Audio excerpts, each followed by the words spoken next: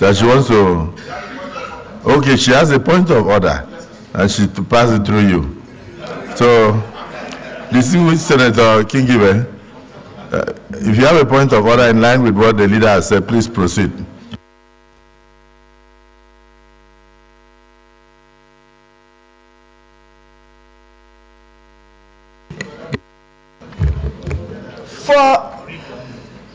Pardon? Yes, the order 41 and 51. Should I read it?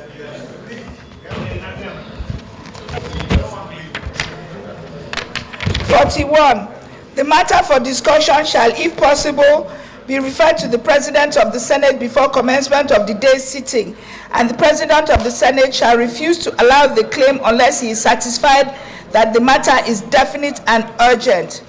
If the claim is allowed by the President of the Senate and the leave of the Senate is given by at least 1/5 of all the senators, the matter shall stand over till the next legislative day. Then 51, let me read 51. Order 51. Notice shall not be dispersed with in the case of a motion or in respect of any other proceeding for which notice is required, except with the consent of the President of the Senate and the general assent of the senators present.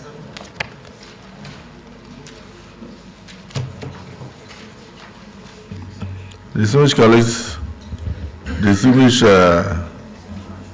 Senator Kingibe made me and appraised me of her intention to raise issues connected with our women. Is it the view of the Senate that should be allowed to proceed? Those in favor say aye. Aye. Those against say nay. The ayes have it. You may proceed, distinguished.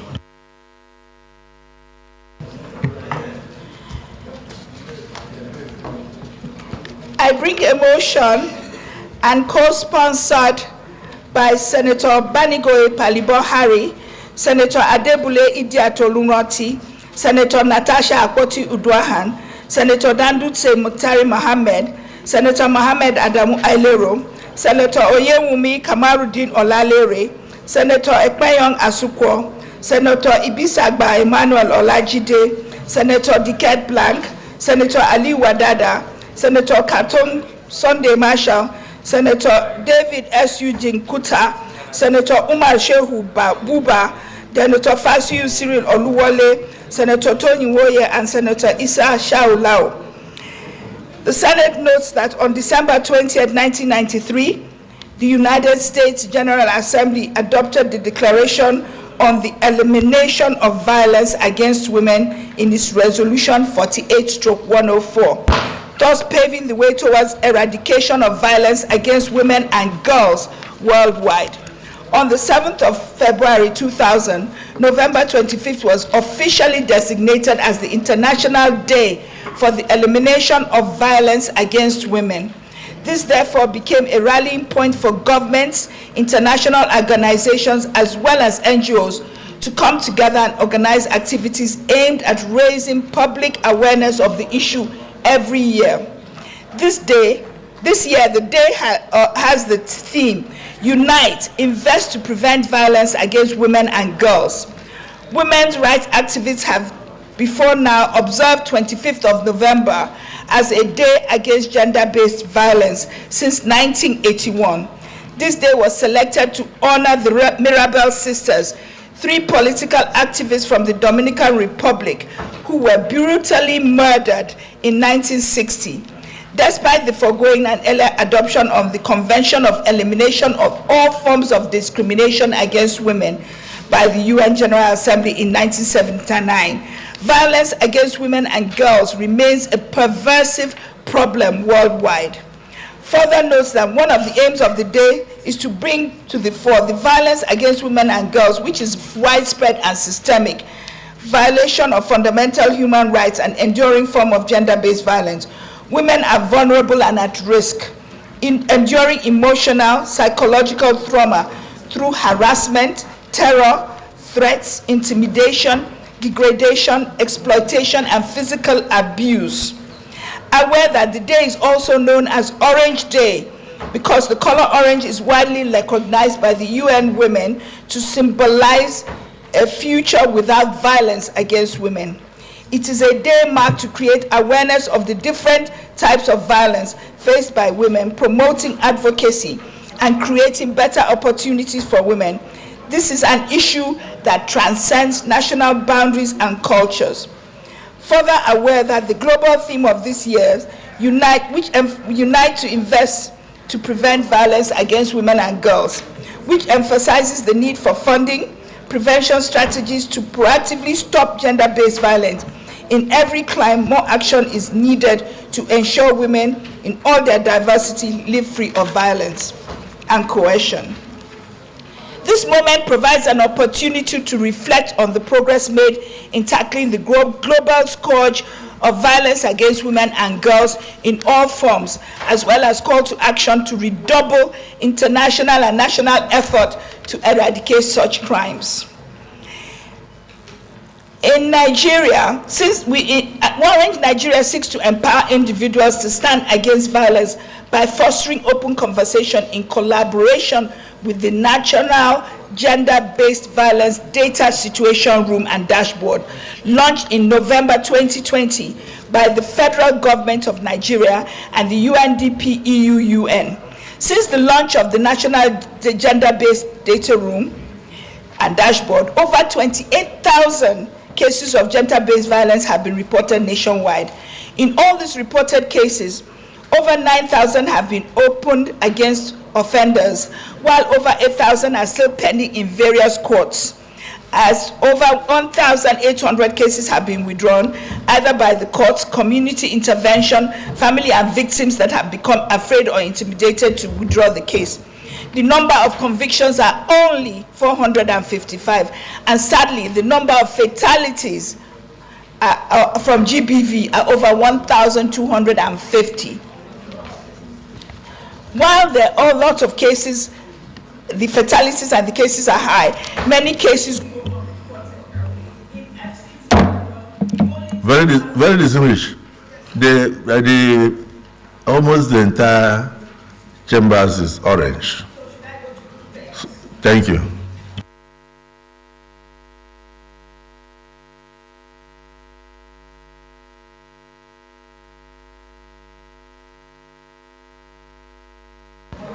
It's on. Okay, sorry. Rise to observe a minute of silence for all the fatalities of gender-based violence. Show solidarity with Nigerian women on this year's 16 days of advocacy and activism for the elimination of violence against women. Empower women in all the 3 tiers of government, federal, state, and local government areas, to be self-sufficient, as many cases of violence against women in Nigeria are influenced by financial factors. Urge the Nigerian Universities Commission to call on Nigerian universities to henceforth prioritize accommodation for female students on campus to guard against abduction of female students that live off campus. Urge the Nigerian police force to strengthen the prosecution process of perpetrators of gender-based violence to pave way for conviction. Urge the National Agency for the Prohibition of Trafficking in Person, NAPTIP, to undertake a continuous review of the existing policies and laws on gender-based violence in order to accommodate best practices of GBV strategies in tackling this scourge. Mandate the Committee on Women Affairs and other relevant committees to put up a national roadmap as highlighted in the Orange Nigeria initiative. I so move. Yes, distinguished Senator Idiot. Your Excellency, the Senate President, distinguished colleagues, my name is Idiat Oluroti Adebole. I rise to support the motion moved by Senator Ireti Kingibe, which borders on advocacy for the elimination of violence against women. I so submit. Distinguished Senator Natasha. Mr. President, distinguished colleagues, I'm Natasha Akpoti-Uduaha, Senator representing Kogi Central. I stand to support the motion sponsored by Senator Kingibe and co-sponsored by 16 other senators. Nigerian women, just like women across Africa and the world, have suffered greatly, not only in the hands of our fellow men, but sometimes even women, sometimes even in organizations where we work. And therefore, I'd lend my voice in calling for a stop in all form of violence against girls, children, schools, workplaces, and also ask that all the agencies that are responsible in mitigating this flaw step up in their responsibilities so that our women will have a safe place to live and thrive. I so submit. Thank you. Dismissed Senator Shumole. Mr. President, thank you for the opportunity. Let me express my total support for this motion and appreciate distinguished Senator Kingibe and all those who co-sponsored this bill. I'd like to add, Mr. President, that this is not a matter for women, it's a matter for all of us who are children of women. Without women, none of us will be on these chambers. And I think the issues of violence goes beyond physical violence. In trying to understand why women are victims of violence, we have to look at the economic root and the social root of it. There are some of our cultural habits that are unhelpful, and we need to carry this campaign beyond the bounds of the elite and take it down to the rural area, where I believe a lot of people are brutalized in silence and the police are unable to intervene. I think we need to review the laws that have to do with violence against women and stipulate stiff penalties and encourage the law enforcement agencies to enforce any reported case of violence against women. I have two lovely daughters. There is no evidence that they are inferior to my sons. And in a world that is knowledge-driven, it is in our relative self-interest to protect our girls and our women that constitute about 50% of our population. In addition, as politicians, we also know that most of us in this room, about 70 to 60% of those who voted for us are women. The men can collect the money and take per one on an election day, while you see the women queuing other sun and rain with children on their back to vote so that we can be in these chambers. I think we job it with justice to the foundation of our own, of our system, by not only passing motions like the UN is doing without teeth to bite. We should pass laws with appropriate tools and encourage the police to enforce those laws and prosecute and provide appropriate sanction. I was scandalized when I was a governor. I discovered that the penalty for rape was so minimal that it was more or less an incentive. And even the penalty for defilement was, for me, laughable, that you wonder if it is worth the time we spend in prosecution. I think the country needs to review all of those laws and the sanction that must go with it, until we begin to find people who are responsible in prison, languishing in jail for several years. Words alone will not change. People are not acting out of violence. I know from my life experience that sermonizing alone will change the mind of those who think it is their birthright to oppress. So I will suggest, when we get to the motion, going forward at the long run, that we should also look at the economic dimension and the social dimension that make men feel that if they beat you up, you run away, they can go and marry another woman. And even if you have toyed with this man for 20 years, 30 years, and you marry the man with no bank account, and later he becomes a senator, he can beat up his wife, drive him out of the house, and the woman will go without nothing. Those, for me, are the real economic issues. Please give a better example. Give a better example. There is no case of any senator beating the wife or beating children, or raping girls. So just give a better example all around the world. I'm a decent gentleman. It will not be helpful to measure a senator. But I will put my hands on the Bible to say there have been such cases of a senator beating up a woman. And it was reported, and it was talked about, The man didn't go to jail. He was asked to pay some. I know it, we know it. That is that this motion is now so that men are unable to measure them.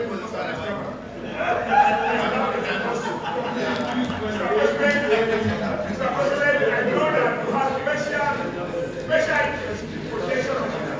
You have no record of utilizing neither your wife nor your Distinguished Senator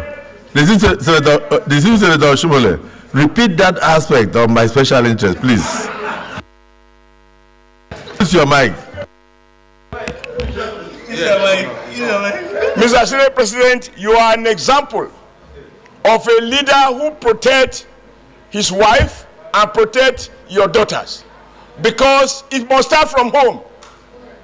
You have a record of showing love to your daughters and your wife, and for me that is inspiring. If all of us do that, another Nigeria do that at home, in all the places in Akwa Ibom and in all the villages in Edo State, we won't have the kind of problem that Senator Kingibe is trying to talk about. But I don't want us to reduce it to a joke. I really believe that we need to look at all the ramifications of economic, social, and physical violence against women. Thank you, Mr. President. Let me thank distinguished Senator Oshomole, who has summarized it, that we should lead by example. And then the example you give of the Senate President, who has continuously shown love to women, who has shown love to his wife, his daughters, and any female gender children that come across him, is very apt in this occasion. And you have also posited that if all were to do the same, that the violence against women and the girl child will be eliminated. Distinguished Senator Plank, maybe you want to add your voice. The Senate President, distinguished colleagues, I am Senator Dicket Plank, Senator representing Plateau Central Senatorial District. I rise again to second and support in its totality this motion raised by distinguished Senator Ireti. Sir, even in our holy books, when God created man, he said, it is not enough. Let me make him a helper and a comforter. And he created woman. And I believe that a woman being God's creation, there is a speciality in a woman.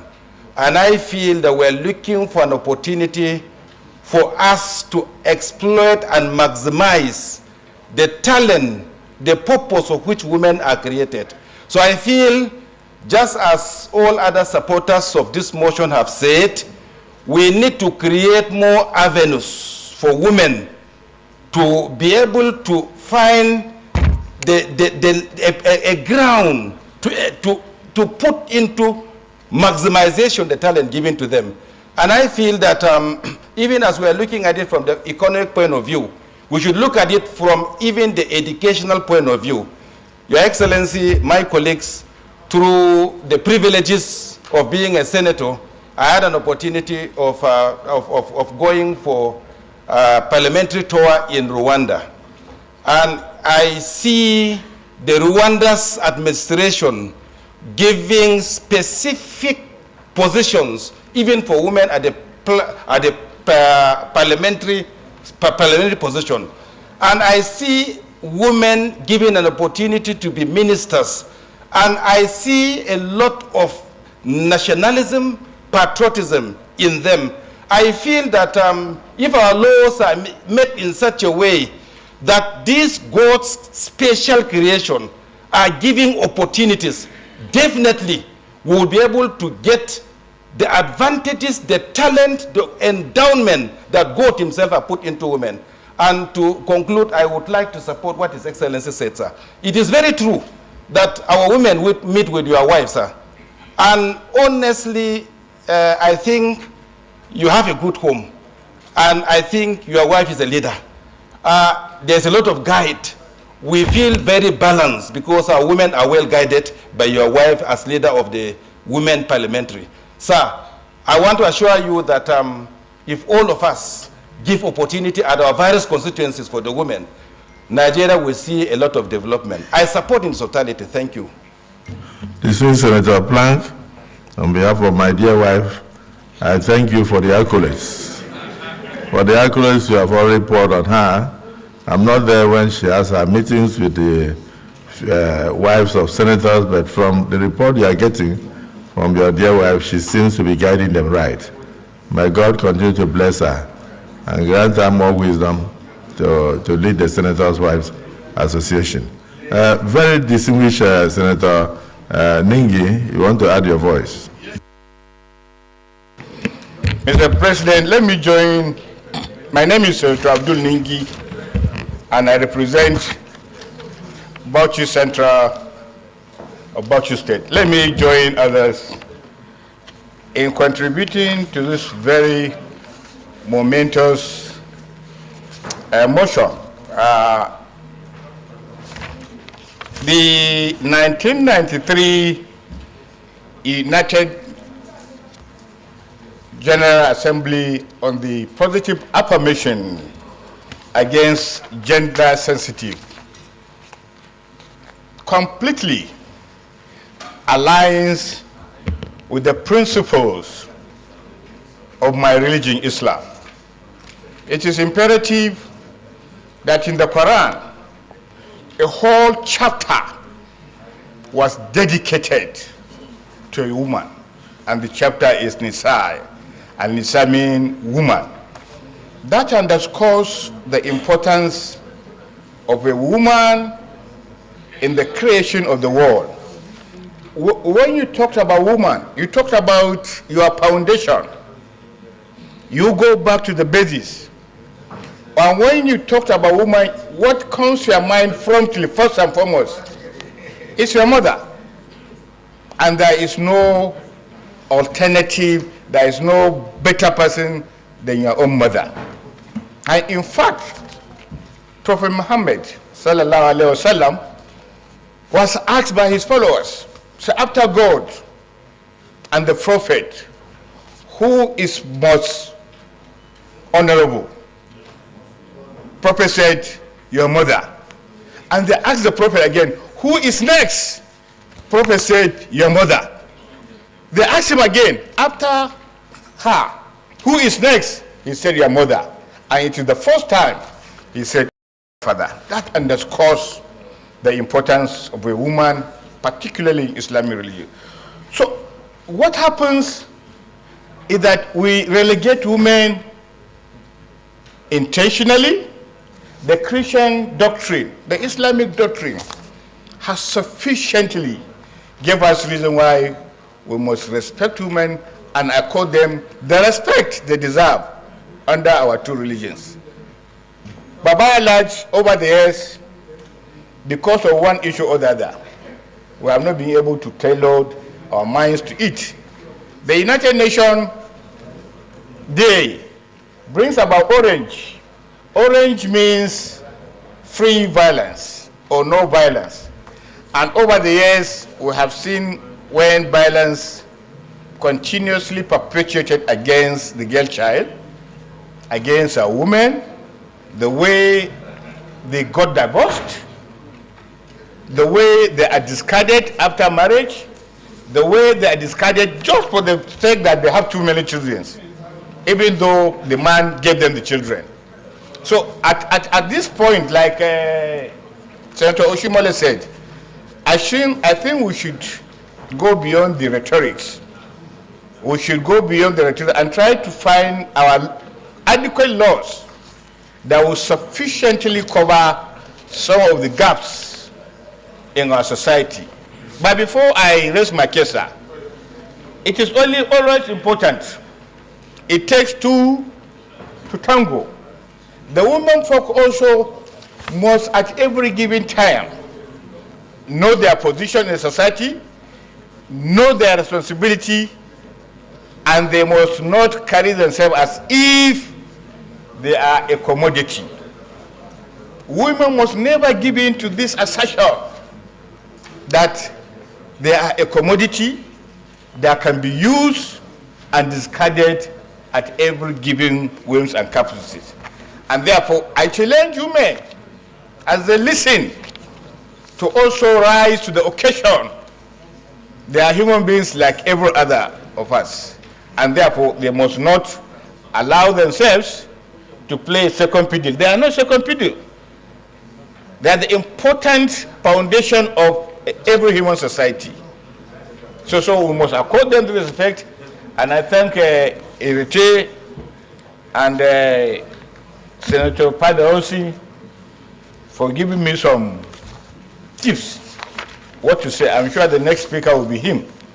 So, Mr. Senate President, thank you very much for calling me. Yes, so I'm looking around and I'm thinking, doctor sitting in front of Kingibe, doc, in your practice of medicine, you've seen a lot of violence against the girl, child, and women. Would you like to add your voice?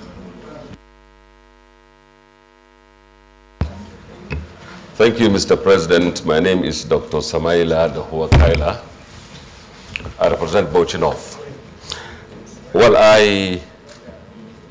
let me first of all thank Senator Iriti for bringing this up, even though I noticed my distinguished colleagues are digressing from the main issue.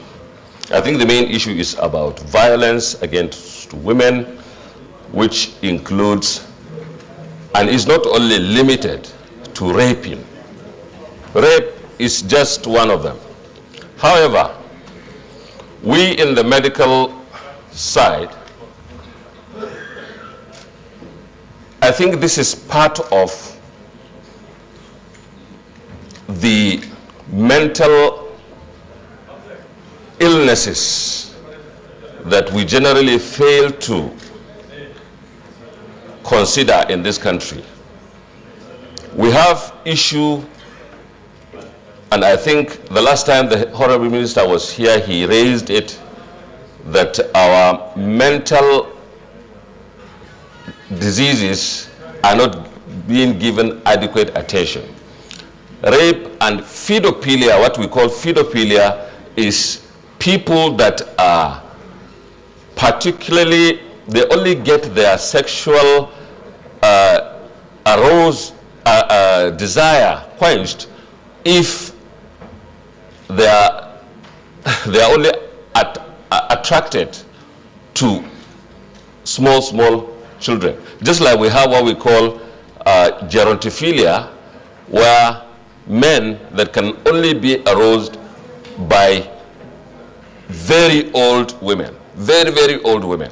We do have also other forms of sexual diseases, like even necrophilia. So what I'm just going to say here is, this is part of our gamut of issues concerning our mental health and mental health preparedness, and so many issues regarding that. That is on the side of medical that you want me to say little about. Thank you, sir. Distinguished Senator Sumaila Dahua, I think in the course of your contributions, you mentioned the various kind of elements that could lead to this violence against women and the girl child. But the last one you mentioned ignited a passion in distinguished Senator Kau, and that is the aspect of necrophilia. So maybe, Senator Kau, you can expatiate more on it.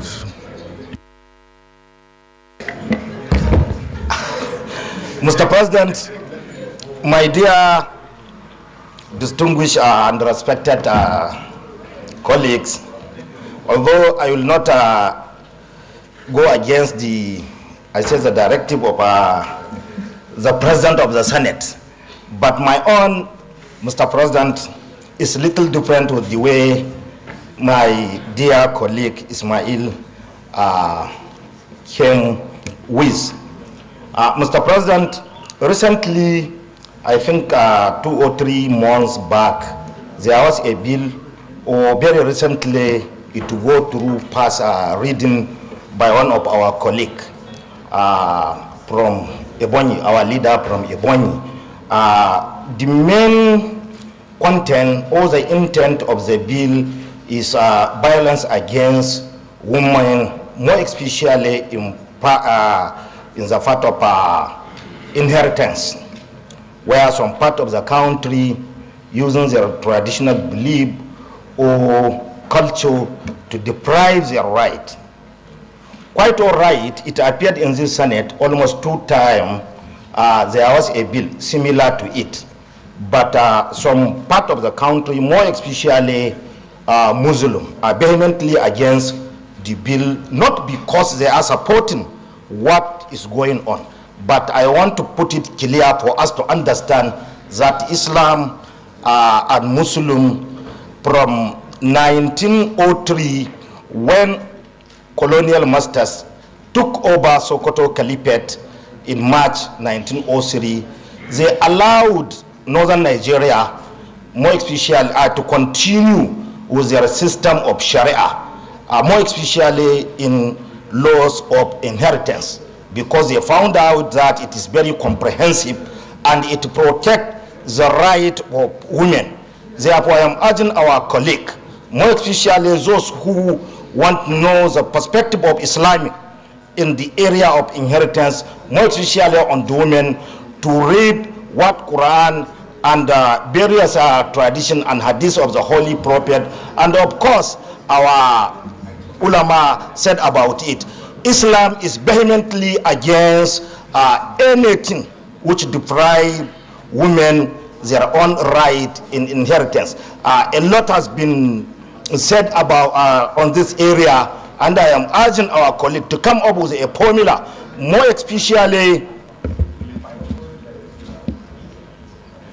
in a state where they are not practicing the system of Islamic Sharia, to come up with law which will protect violation or violence against women in inheritance. As a good example, or the area where our colleague, which all Nigerian, will look into to see how Islam do justice to women is Surah An-Nisa, chapter 4, verse 11 and 12, and almost 3 chapters in the Holy Book. It gives a comprehensive position of Islam and Muslim on the laws of inheritance which protect women. Thank you, Mr. President. Well, thank you, distinguished Senator Kawu. Honestly, I think we are all in agreement. That's why we're even using the muffler, that the violence against women and the girl child must be totally condemned by all and sundry. So let us go straight into the prayers.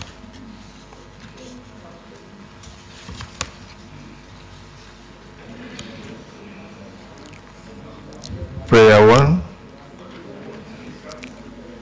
Rise to observe a minute silence for all the fatalities of gender-based violence.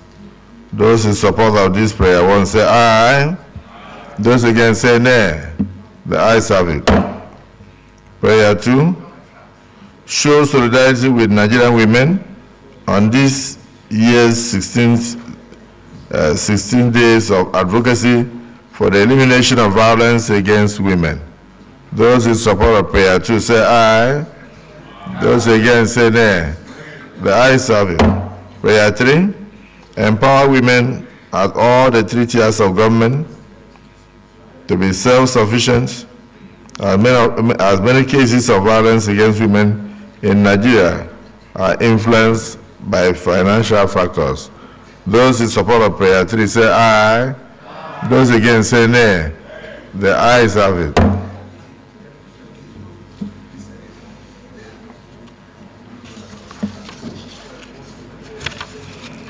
Prayer 4. Urge the Nigerian Universities Commission to call on Nigerian universities to henceforth accommodate female students on campus to guard against abduction of women or abduction of female students that live off campus. Those in favor of prayer 4 say aye. Yes, amendment. To Mr. Garba. If the mover of this motion permit, this prayer I want it to be direct the Nigerian University Commission so that it will have more teeth and it will have the necessary prioritized women accommodation. I saw some it, sir. This is Senator Kawu. Mr. President, my dear colleague, I think when it says that direct the Nigerian University Commission has nothing to do with the campus of our students. It is a federal ministry of education which will do that. We need to get it clear because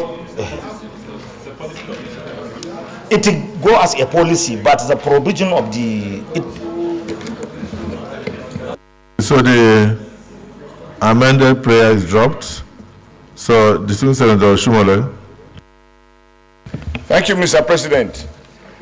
I think what we can do, particularly this season, is to appropriate more money to construct more hostels that are made for female students.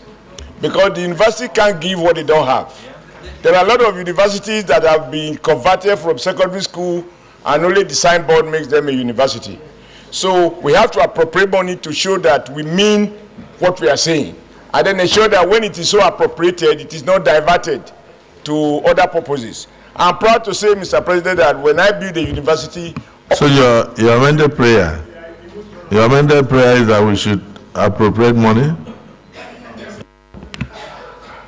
To construct, not for women, to the universities to construct more hostels that will make it possible for all female students to be in the hostel.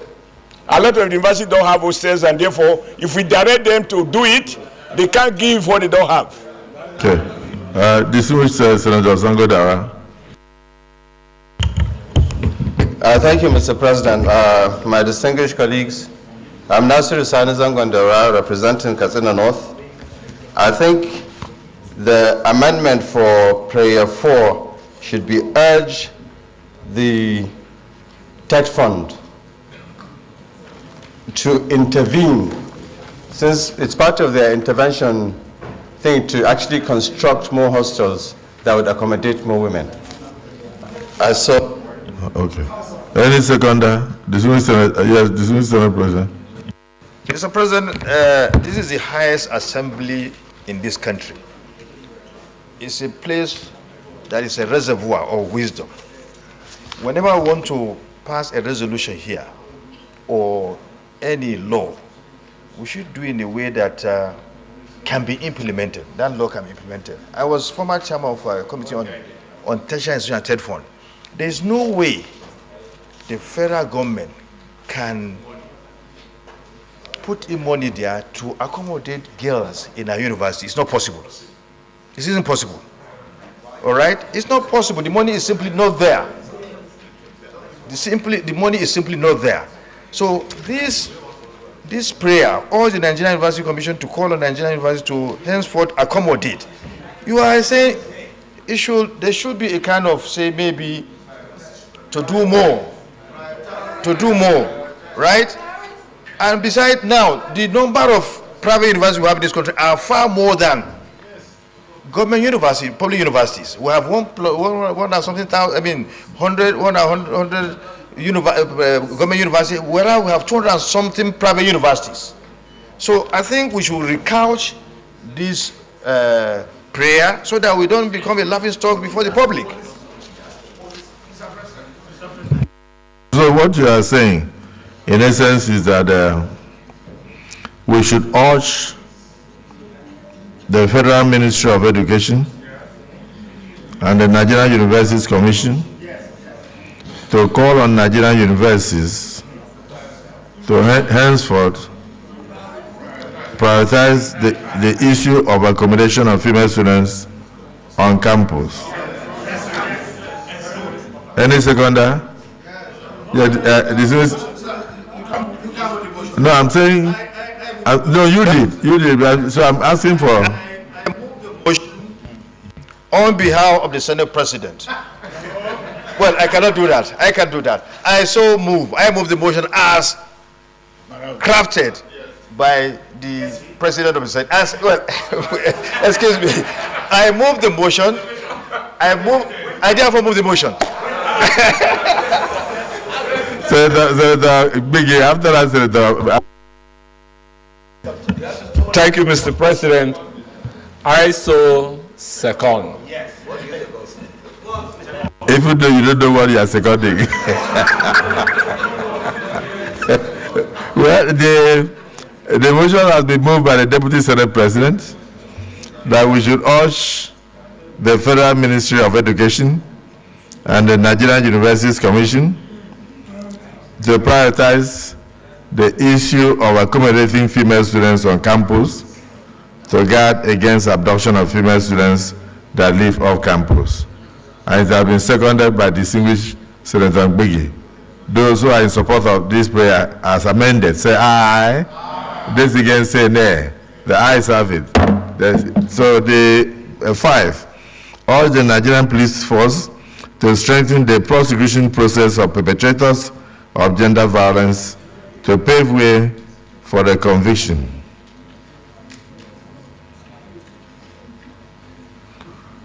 Yes, Senator Abamoro, you say you want to amend prayer 5?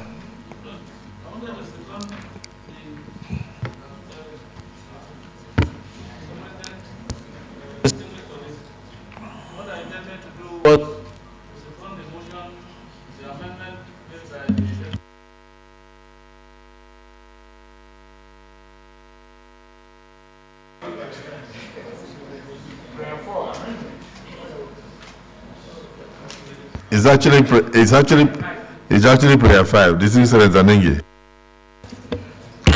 I just want the prayer to read as follows. Urge the Nigerian police to strengthen the prosecution process of the perpetrators of gender violence, full stop. The to pave for the conviction means another thing, just full stop before the to pave way. Any seconder? Yes, distinguished Senator. Distinguished Senator, Distinguished President, I so second, as moved by my distinguished Senator, as amended. Prayer 5 has been amended by distinguished Senator Ningi as follows. Urge the Nigerian police force to strengthen the prosecution process of perpetrators of gender violence. Full stop. And seconded by distinguished Senator Ashiru.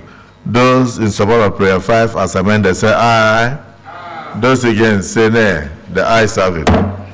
Prayer 6, urge the National Agency for the Prohibition of Trafficking in Persons, NAPTIP, to undertake a continuous review of the existing policies and laws on gender-based violence in order to accommodate best practices of gender-based violence strategies in tackling this scourge.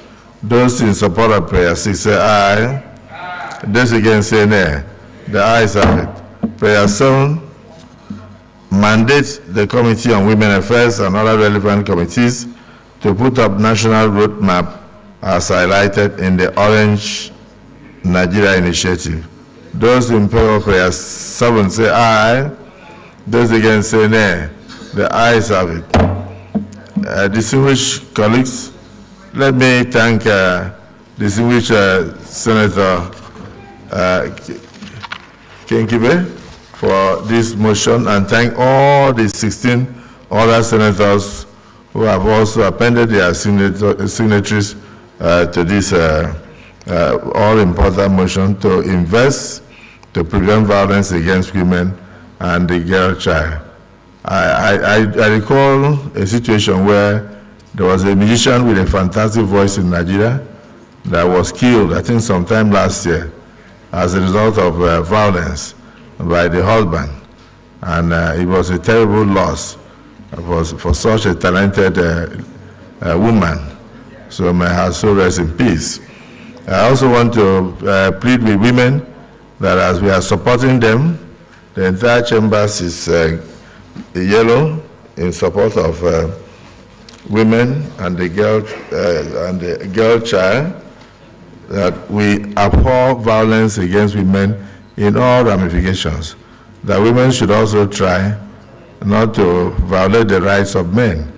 Because I lived near somebody in Port Harcourt many years ago that the wife constantly beats the man. And the man used to cry and call on neighbors to come and assist him. So I know that those ones are in the minority. But please, as we protect the rights of women, we should also protect the rights of men. There are men who are suffering under their wives. There are many men who are groaning and nobody is listening to them because United Nations has not yet taken up the issue of violence against men. On that note, I thank all of us for your contributions and urge that God Almighty will give all of us the wisdom to protect the women and protect the girl child. May we rise to observe a minute silence in honor of those who have been brutally murdered as a result of violence against women and the girl child.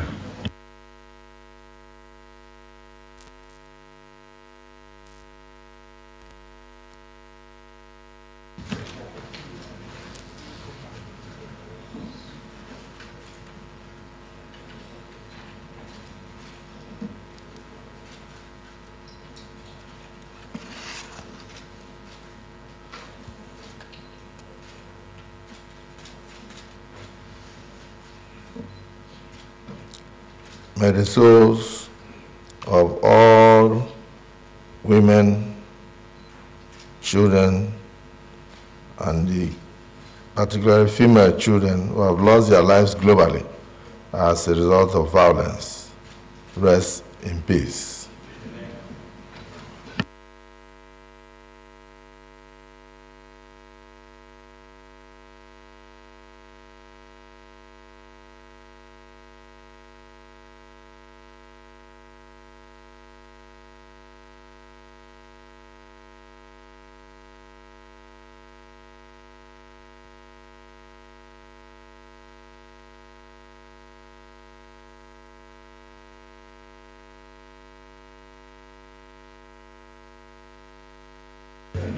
Leader of the Senate.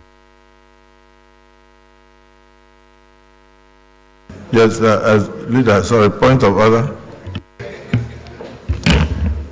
Mr. President, distinguished colleagues, my name is Senator Abba Moro. I represent the good people of the Benue South Senatorial District. Mr. President, with your kind indulgence, I want to come under Order 41. And if you permit me, I will read Order 41.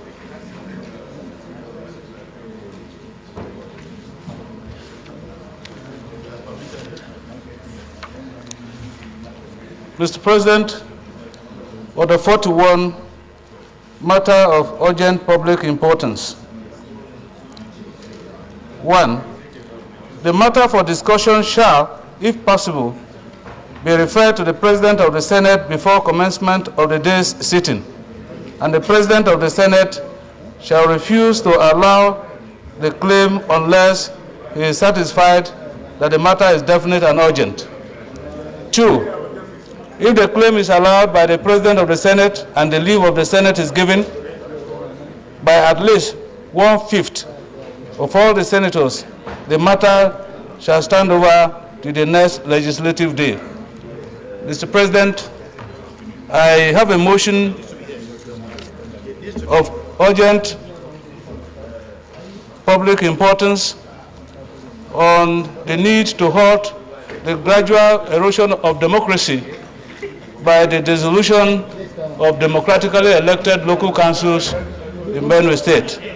And so, Mr. President, the Section 7 of the Nigerian Constitution provides for a system of local government by democratically elected local councils under this constitution guaranteed, and accordingly the government of every state shall, subject to section 8 of the constitution, ensure their existence under a law which provides for the establishment, structure, composition, finance, and functions of the council.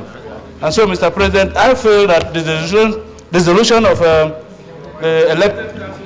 So, distinguished colleagues, the minority leader, Senator Abamoro, has intimated me of his intention to move a motion, to bring forth to the chambers of the Senate what is happening in Benue State regarding the third tier of government. And as stated in Order 41, in Rule 41, that you need the leave of 4/5 of the Senate to proceed, and it will go to the next legislative date. Is it the intention of the Senate that he be allowed to bring this matter up in the next legislative date? Those who are in support of it say aye. Those against say nay. The ayes have it. So you can bring it up on the next legislative date. Yes, Leader of the Senate.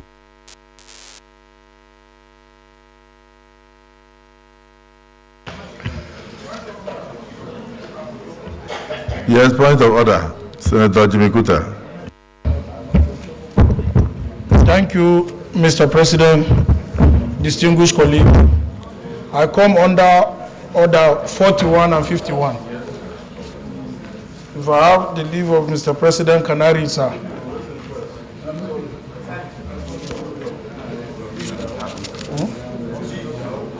What's your name?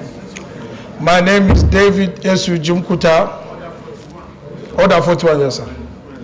You come under Order 41, please read.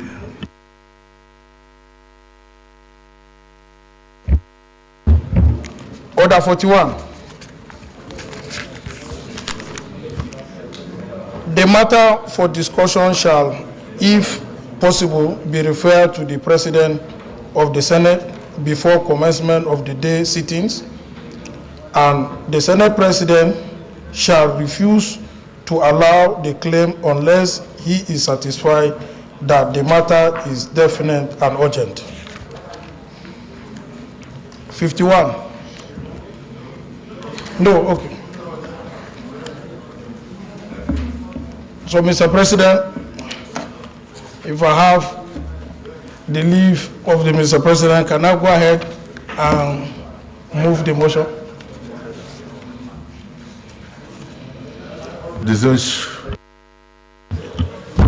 But I come under Order 41, Section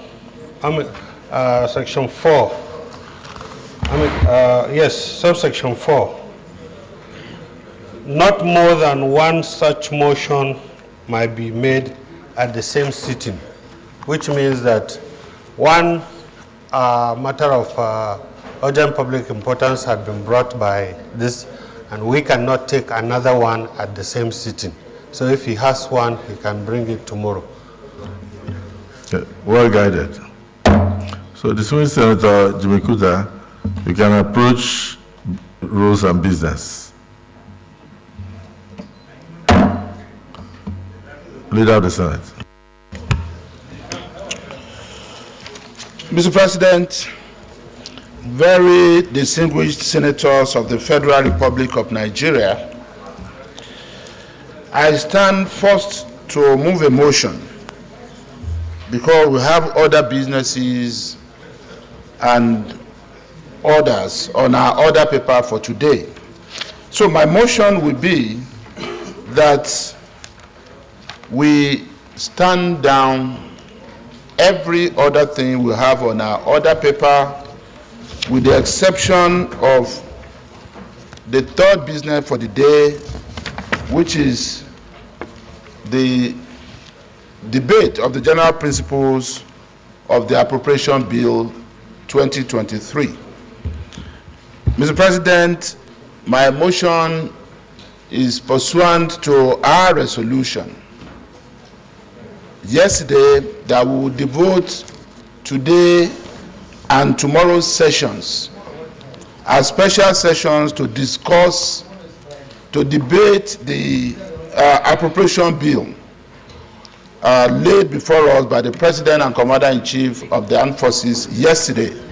So it is my motion, sir, Mr. President and distinguished colleagues, that we step down every other thing on the order paper for today, except the third order of the day, which is the debate of the Appropriation Bill 2023. I so move, Mr. President. Minority Leader. Thank you, Mr. President. I rise to second the motion moved by the Senate Leader that we stand down all other matters on the order paper for today, except item 3, the debate on the 2024 national budget presented by Mr. President. So second. Those in favor of the motion, please say aye. Those against say nay. The ayes have it. So we now move straight away to begin debate on the 2024 appropriation bill. So, Leader, you can present your lead debate.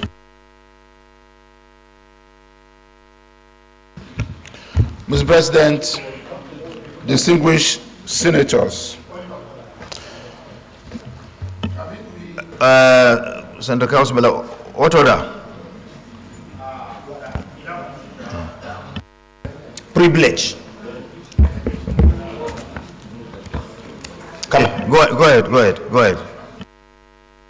Mr. President, we heard that we are going to discuss general principle of the budget led by Mr. President yesterday. Mr. President, it is a constitutional representation. We are representing an interest. We need to have the bill. Where is the bill? Before leader move his leads the debate, we don't have any idea on the sectorial allocation. Of course, what is the position of our constituent which we are presenting. It is very important, Mr. President, to have it. I think it is a privilege. That is the reason why I draw the attention. It is very new for us, very strange in the parliament to start this. Thank you very much. But the fact is that the second reading of every appropriation bill by our rules is restricted to the general debate on the general principle of the bill. And the speech of Mr. President that will allow you to debate on that has already been given. In fact, somewhere even a soft copy was displayed on our platform yesterday night. And this morning, the Rules and Business Committee had already given out copies of the President's speech to everyone. So we are good to go. Probably you came late, so that's why I couldn't have. But you are good to go. You know, don't you have copies, distinguished senators? They have the copy. So, leader, can you move on, please?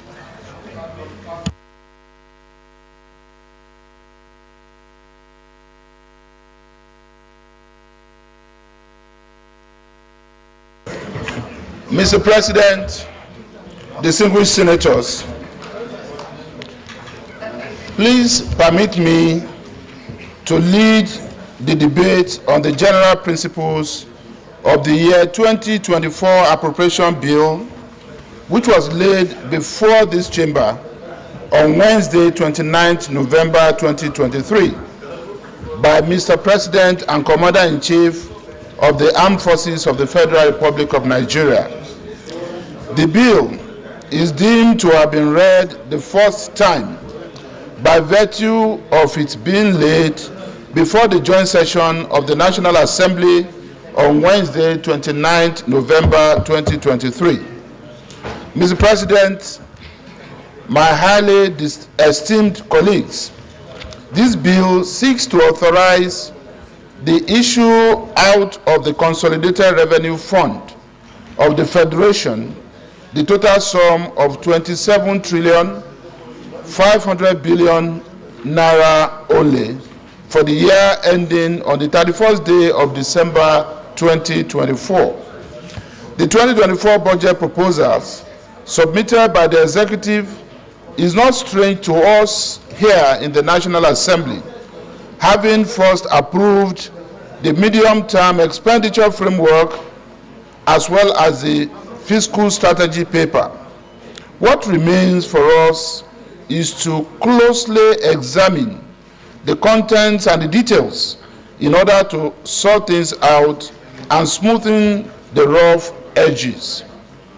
The major highlights of the budget as presented on the 29th day of November 2023 by Mr. President are as follows. Basic assumptions and parameters. Oil price benchmark of $77.96 US per barrel.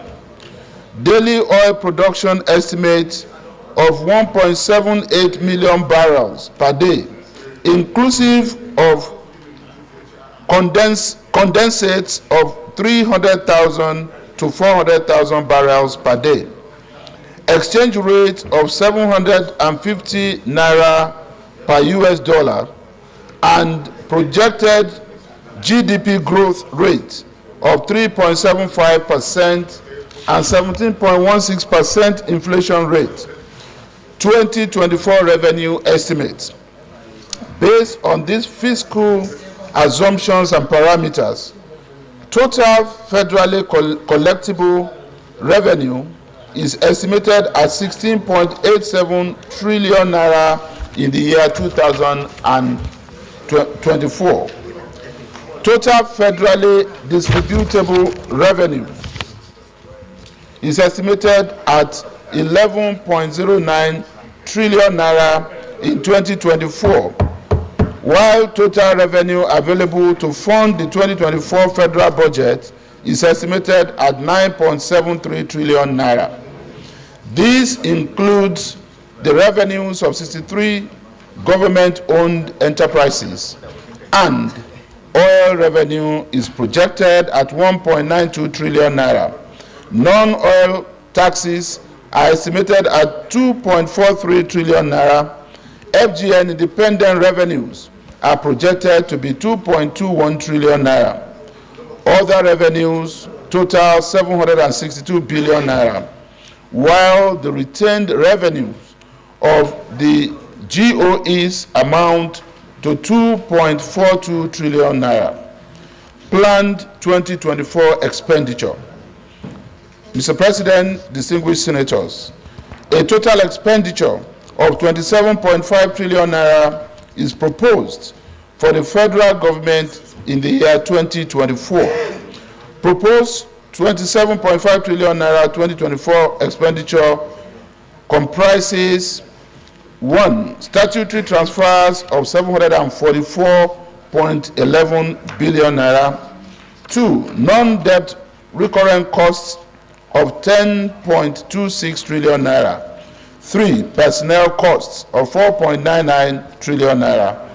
4. Pensions, gratuities, and retirees' benefits of 854.8 billion naira.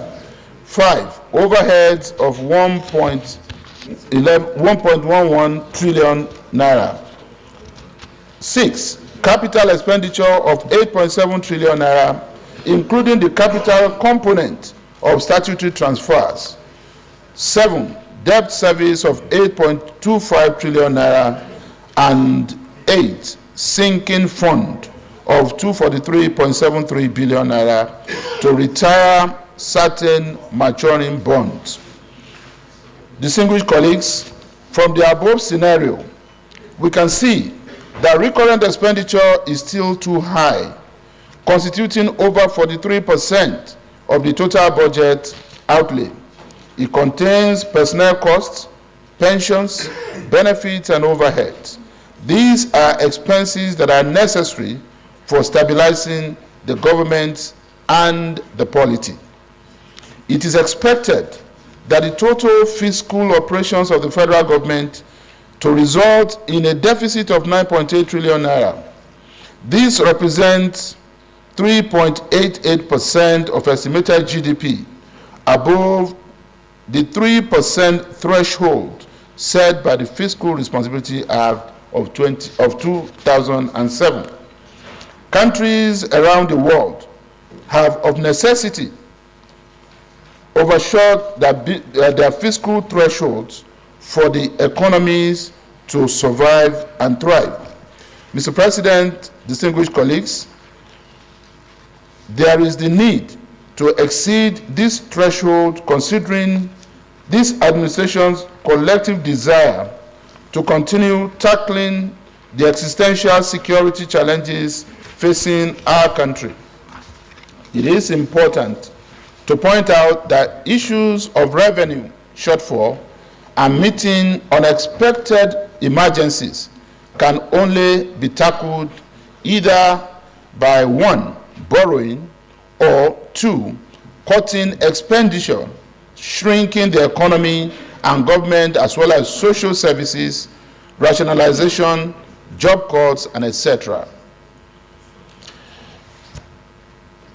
While the first option will pile up debt which must be paid in the future, it allows you to survive the present and stabilize to enable you to devise the means of paying the debt. If invested properly, debt could provide one with the platform and capacity to pay the debt itself and catapult one into a brighter future. And 2, the second option, which is more dangerous, is to shrink the economy and risk political suicide and economic turbulence by sacking workers, obliterating opportunities, cutting social service, and starving our community.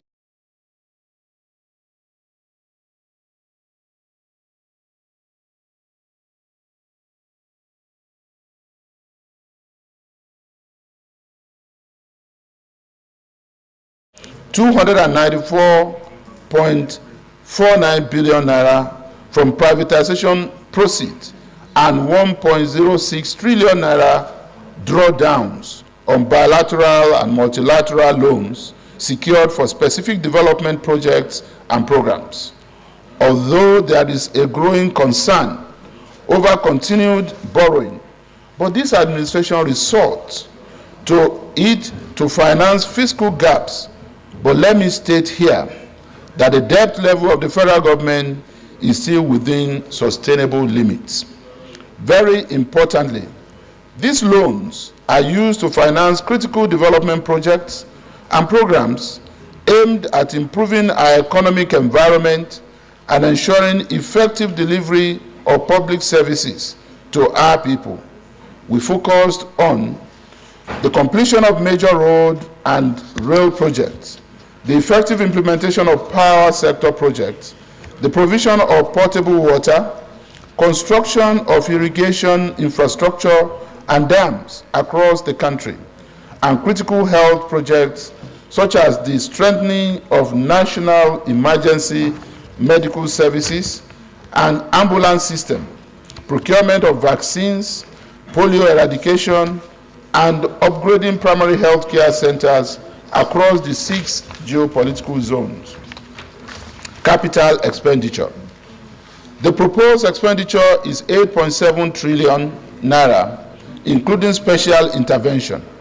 On the capital side, a number of roads, railways, airports, housing, and a number of infrastructure projects are considered in this renewed hope budget.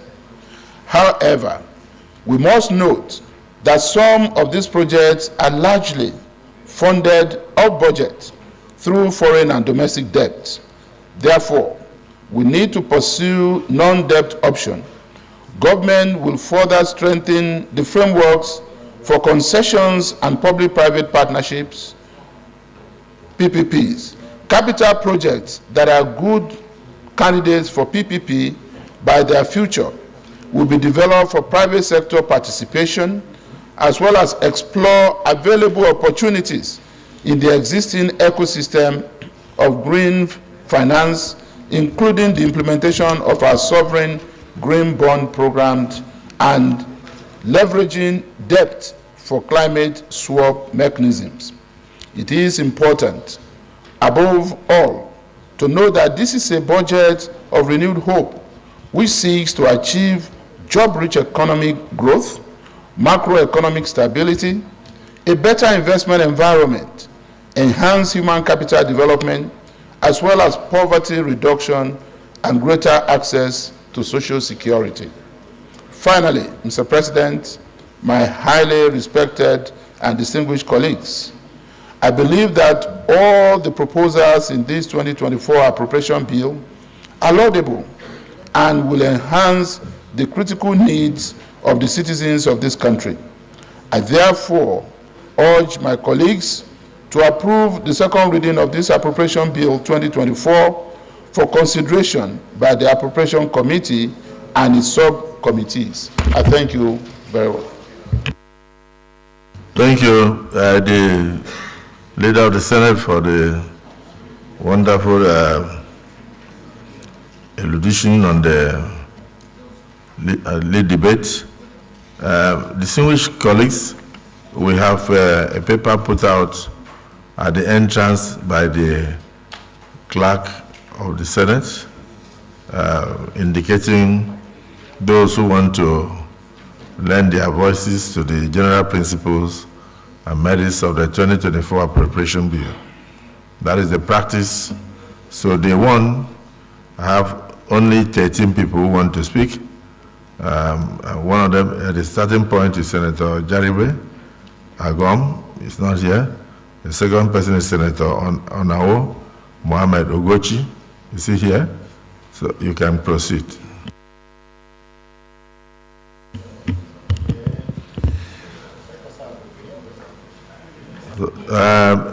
Those who wish to speak on day two, which is most likely going to be tomorrow, should also indicate.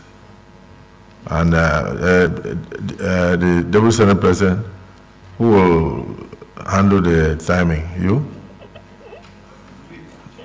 Chief Whip? You have your...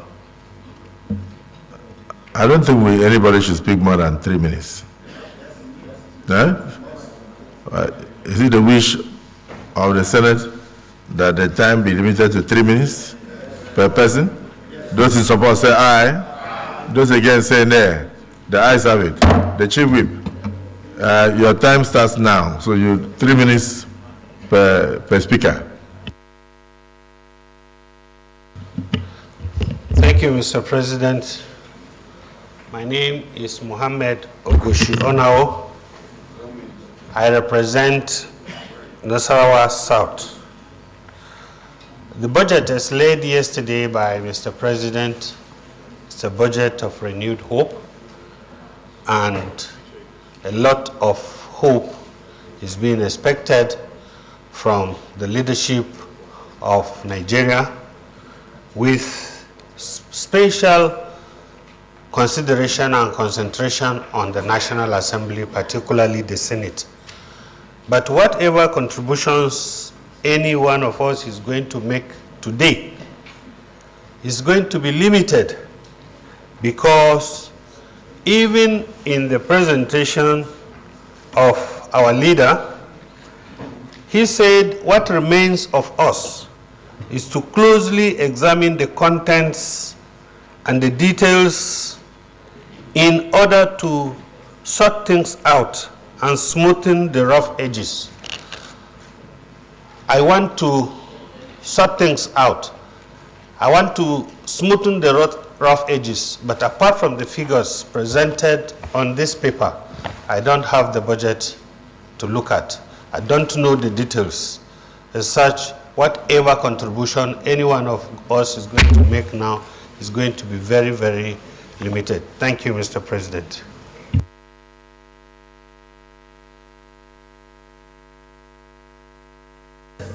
Senator Mustafa Shabib.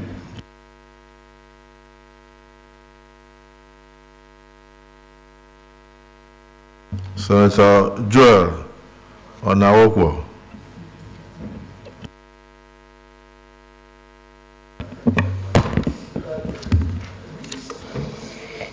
Mr. President,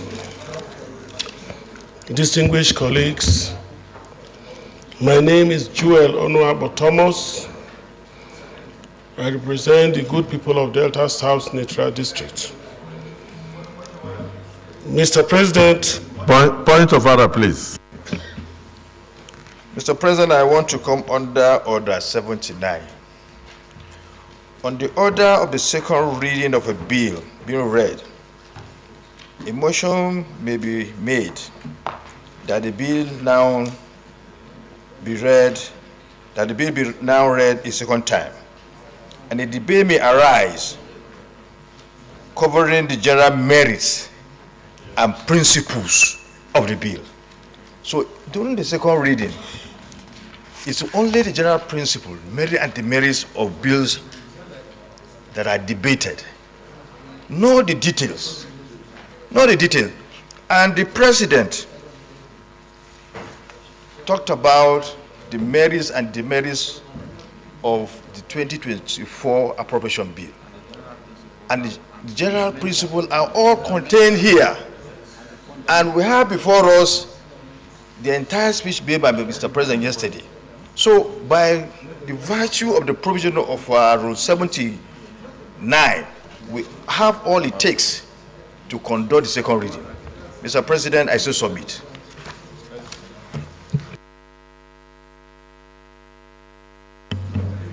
Well guided. Distinguished Senator Joel. Mr. President, distinguished colleagues, my name is Joel Onuabo Thomas Eomazino. I represent the good people of Delta South Neutral District. Mr. President, I want to say that this budget being presented to the National Assembly for a general comment of its basic principles is a budget that is going to give hope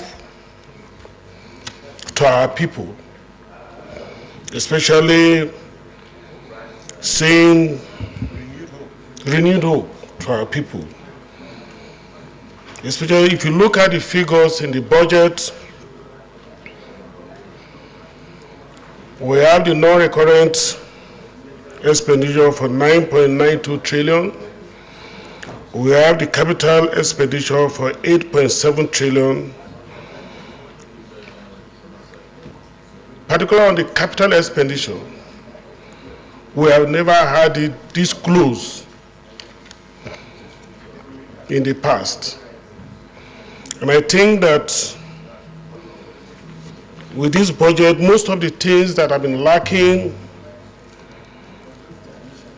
in our economy in terms of defense, road, SDG, poverty alleviation, and the rest of them will be attended to, which the President discussed in his paper to us yesterday. So I think that this budget, as it is today, is one of the things that my distinguished colleagues will find useful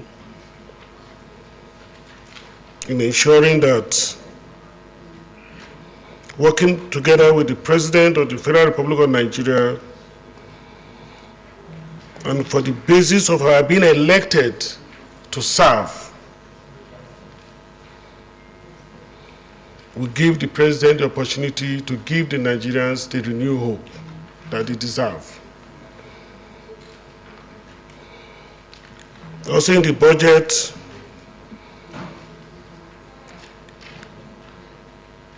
apart from the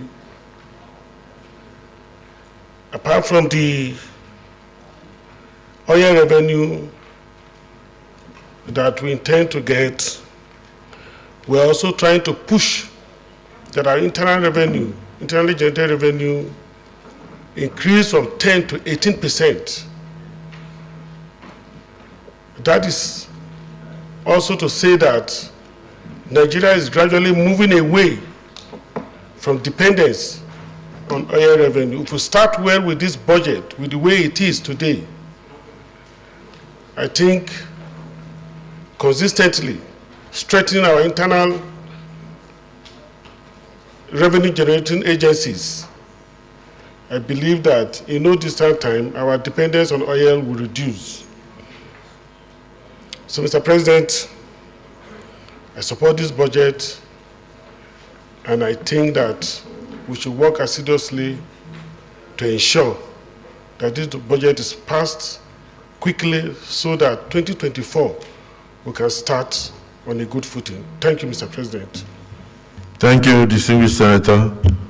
We can now have distinguished Senator Garba Musa Maidoki. Thank you very much, the Senate President and distinguished colleagues. My name is Garba Musa Maidoki, Senator representing Kebbi South Senatorial District. Mr. President, I've listened to the President and the leader on the general principles of this budget.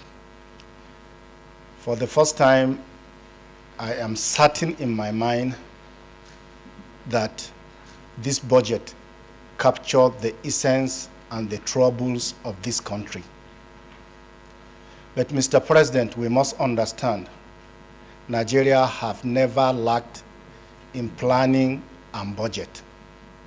What Nigeria lacked is implementation. So, we have a good book, we have a good principles, but how good is our implementation of this vision? When we come to the nitty-gritties, we will look at the details later. But suffice to say that the government has estimated a 750 naira to a dollar exchange rate. We still have conflict between the government intention of deregulation and fixing of exchange rate. I think those issues need to be clearly addressed. If it's market-driven, let's know it is market-driven. If we are going to peg it, let's know we are going to peg it. The third thing about exchange rate, last time when the president came into this country, it was like 450 official exchange rate. Today, 6 months to our inauguration is 750. Whenever exchange rate changes, our income is diminished by the same proportion.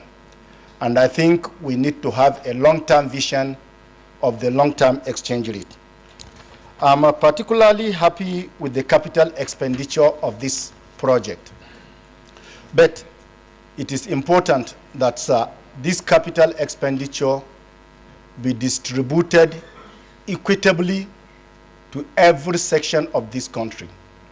I stand here on behalf of people of Kebbi South to say the people of Kebbi South have been completely exonerated from this country in terms of every infrastructure of government from the federal government. So I cannot go to my village from every other route, and I have the mandate of my people. The palliative the government is giving, we have the authority of my people that this palliative be transferred to capital expenditure so that the Benin Yauri Zuru Road can be constructed with it. The 50,000 you are going to give our people, well, it is welcome, sir, but that road is a means of livelihood for us. We will be able to fend off ourselves.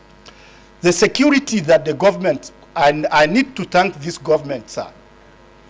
I have seen improved security in this country just within 6 months, but a lot needs to be done. The schools we have created in our areas, we have run away and we have left them. So if we could put more improved security, sir, I will wrap up the distinguished whip. If we could wrap up with this security, if we could put it in place, I think it will derive other things. If we keep investing where they will be driven away from, the school will not be important to us there. we will run away and leave it. The clinic will not be important. We will run away and leave it. Thank you very much, Mr. President. I so submit. Thank you, distinguished Senator Maidoki.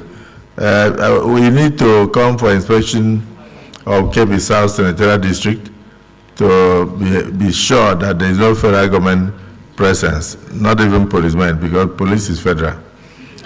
So, and then we've noted all your submissions and even your sacrifice that the humanitarian services and palliative should all be converted into road construction for the people of Kebbi South.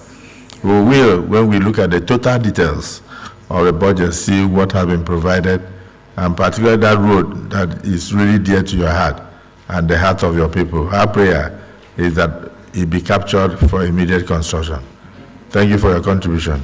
Let's also have distinguished Senator Bino Shijaro.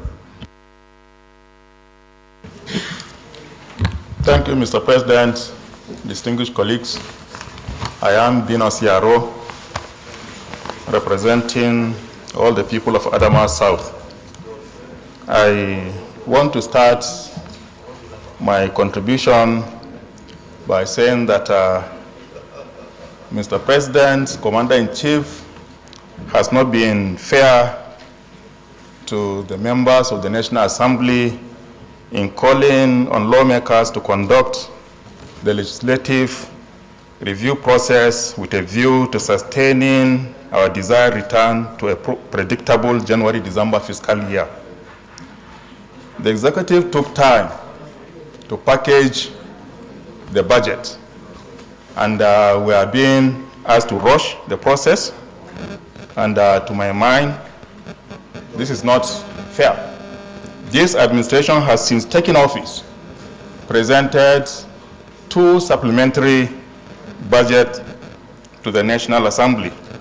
And in both cases, these supplementary budgets were rushed, giving lawmakers very little room to conduct a critical review of the proposals before they were approved.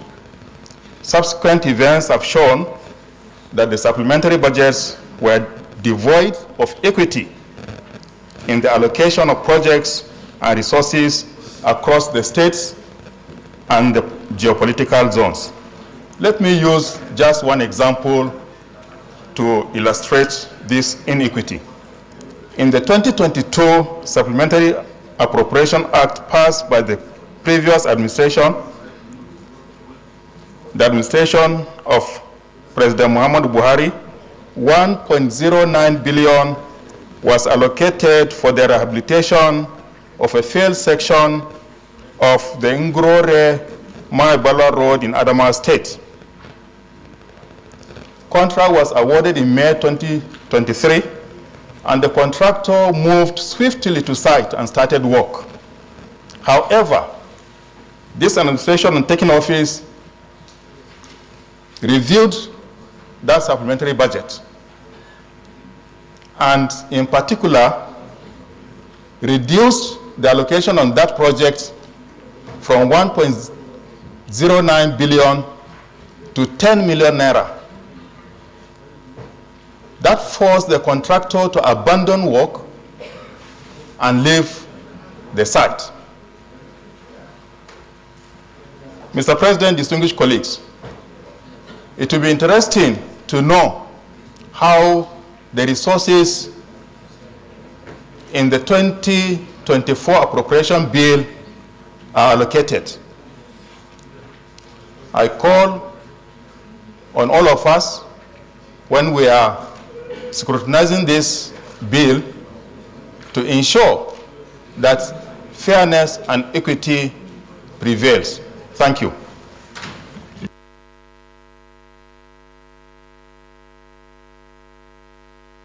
The next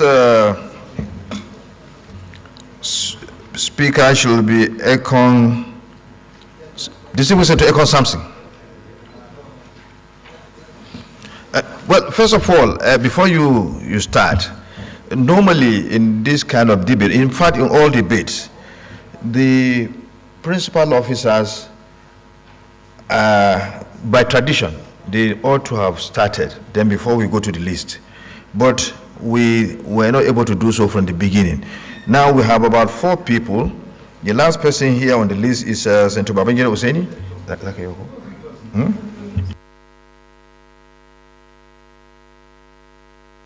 So the last person should be Senator Ned Umwoko, who is not even here. So we have Senator Ekon Samson, then Senator Amin E. Abbas, and then Senator Ethan Williams, and then the last person, Ned Umwoko, who is not here. So thereafter, we will now start with the principal officers to go in line with tradition. So Senator Ekon Samson, you have 2 minutes. My name is Ekong Samson, Akwa Ibom South. Mr. President, my distinguished colleagues, the budget is at best a compass. A compass that provides direction as to where a people should go and where they should be. Talking in respect of our 2024 budget estimate, in broad terms, one comes face to face with some realities. But I want to comment briefly on what I consider some of the key planks of the budget, as it were. I have seen attention in respect of security. I think this is very key, because the issue of defense and internal security to be accorded top priority, I think is very, very important, because we cannot get anywhere if our space is not secure. For the people of Akwa Ibom South, about 12 LGS, so much is expected from this budget. First, our attention to key infrastructure. My people want to see work done very well and properly on the East-West Road. We have Ambata University in Oron. My people are concerned that that university should take off. And of course, our Federal University in Ikorabasi. But beyond that, Mr. President, are some key drivers. I think a budget should provide access to opportunity and, as much as possible, discourage opportunity theft. It is commendable that the government is looking at measures to broaden the flanks of the economy. And that is where our endowment in solid minerals comes in. We must harvest the abundance of God's benevolence through our solid minerals. We need to ramp up our revenue. We need to explore the flanks where we can increase prosperity for our people. And that brings me to the issue of diversification. Nigeria must move. You have 10 seconds remaining. And then, Mr. President, there is this critical issue of implementation. No matter the extent of inquiry on the budget process, there's a critical issue of implementation. So I want to really add much voice, a lot of attention to that issue, that the budget be implemented. Let me conclude by saying that we live in harsh times. We're not living in the bed. Your time is off, distinguished Senator. Mr. President, in conclusion, the people of Akwa Ibom South, whom I represent, have very high hopes in this budget, and they trust that every attention will be given to giving them the prosperity that they deserve. But I think this is a good intervention. It's a problem. Thank you very much. Thank you very much. Next speaker, Senator Amini E. Abbas, you have the floor. Thank you, Mr. President. I am Amini E. Abbas, leader of Adamawa Central. Mr. President, the budget read yesterday by the President, I was scared when the budget the president was reading it out to the 10th Assembly, looking at the volume of the amount to be spent and looking at deficit to be spent also. But later when I went through the whole details, look at the thematic areas and other areas of the budget, I feel comforted. Looking at the capital budget, for the first time in recent years, we are budgeting over 30% of the total spending to capital, which is good for the country. We are edging towards the ideal situation when it comes to budget for a country.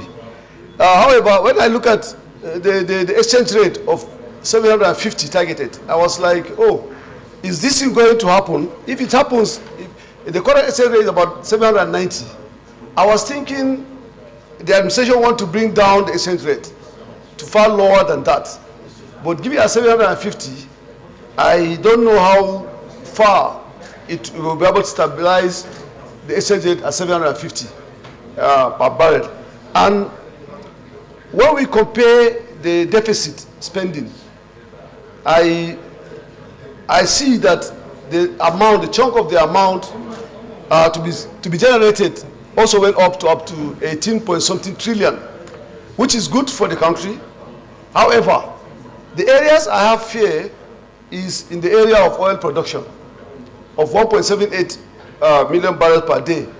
I pray that for this budget to achieve its purpose and for Nigerians to fill this budget, there will be stability in oil production. There will be stability also in exchange rate of our naira, and as well as the maximization in generating in tax revenue. If we have generated tax revenue according to this budget, Nigeria will see a massive change when it comes to improving our infrastructure. And I am 100% behind this budget, a budget of Renew Hope, and I hope my people benefit when it comes to this budget, particularly the motion will move on this floor on Dancing House Dam. I pray and hope, Mr. President, it will be included in 2024 budget. We have not seen the details, but I pray it will be part of the details of the budget. Thank you. May God bless Nigeria. Thank you, Senator Aminu Iyabas, for keeping to the time. The next speaker is Senator Ethan Williams, the former Speaker of Cross River State House of Assembly, just like Senator Aminu Iyabas, who was also former Speaker of Adamawa State Assembly. You have the floor, 2 minutes.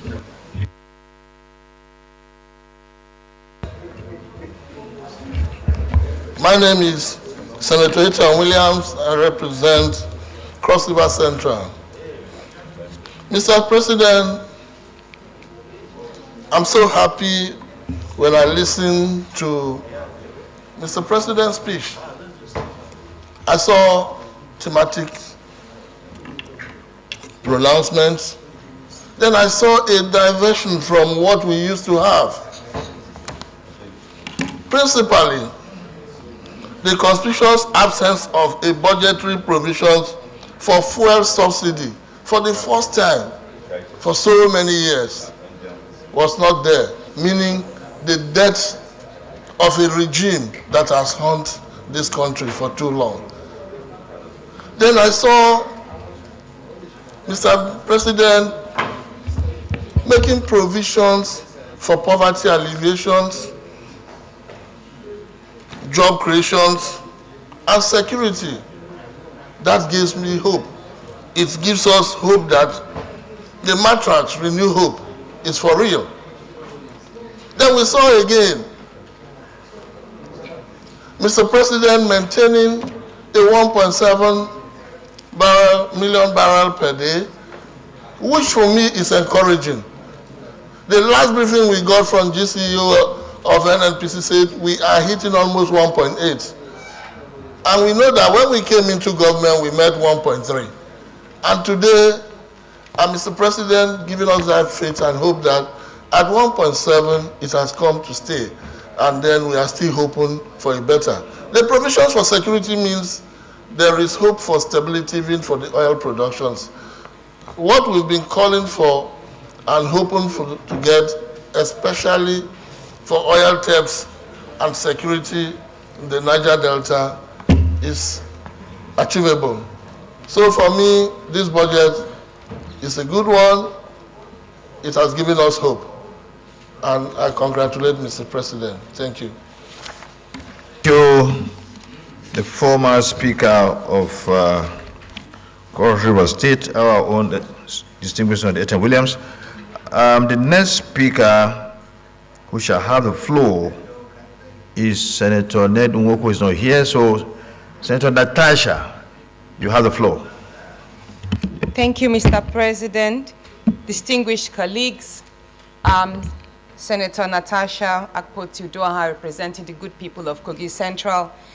It was such a humbling experience yesterday to witness the presentation of the budget by Mr. President himself. And I would say that his speech clearly showed that Nigeria is set forward on a path of economic growth, which we intend will foster microeconomic stability. Mr. President also mentioned that the core of his focus will be children. And when we speak about children, that means education, health, and their security will be a priority. I'd like this distinguished House to know that Kogi Central have been greatly neglected and cut off from governance, especially in terms of the budgetary provisions from the federal coffers. Our entire educational system, talking about the public, primary and secondary schools, are in a dilapidated state. Our public schools have no roofs, the children sit on the floor. Distinguished Natasha, I think you should ask for improvement, because I was part of the delegation of the former Senate President that went to Kogi Central to commission a lot of projects.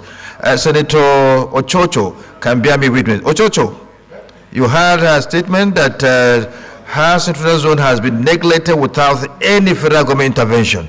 I don't think that's correct. No, but you can continue.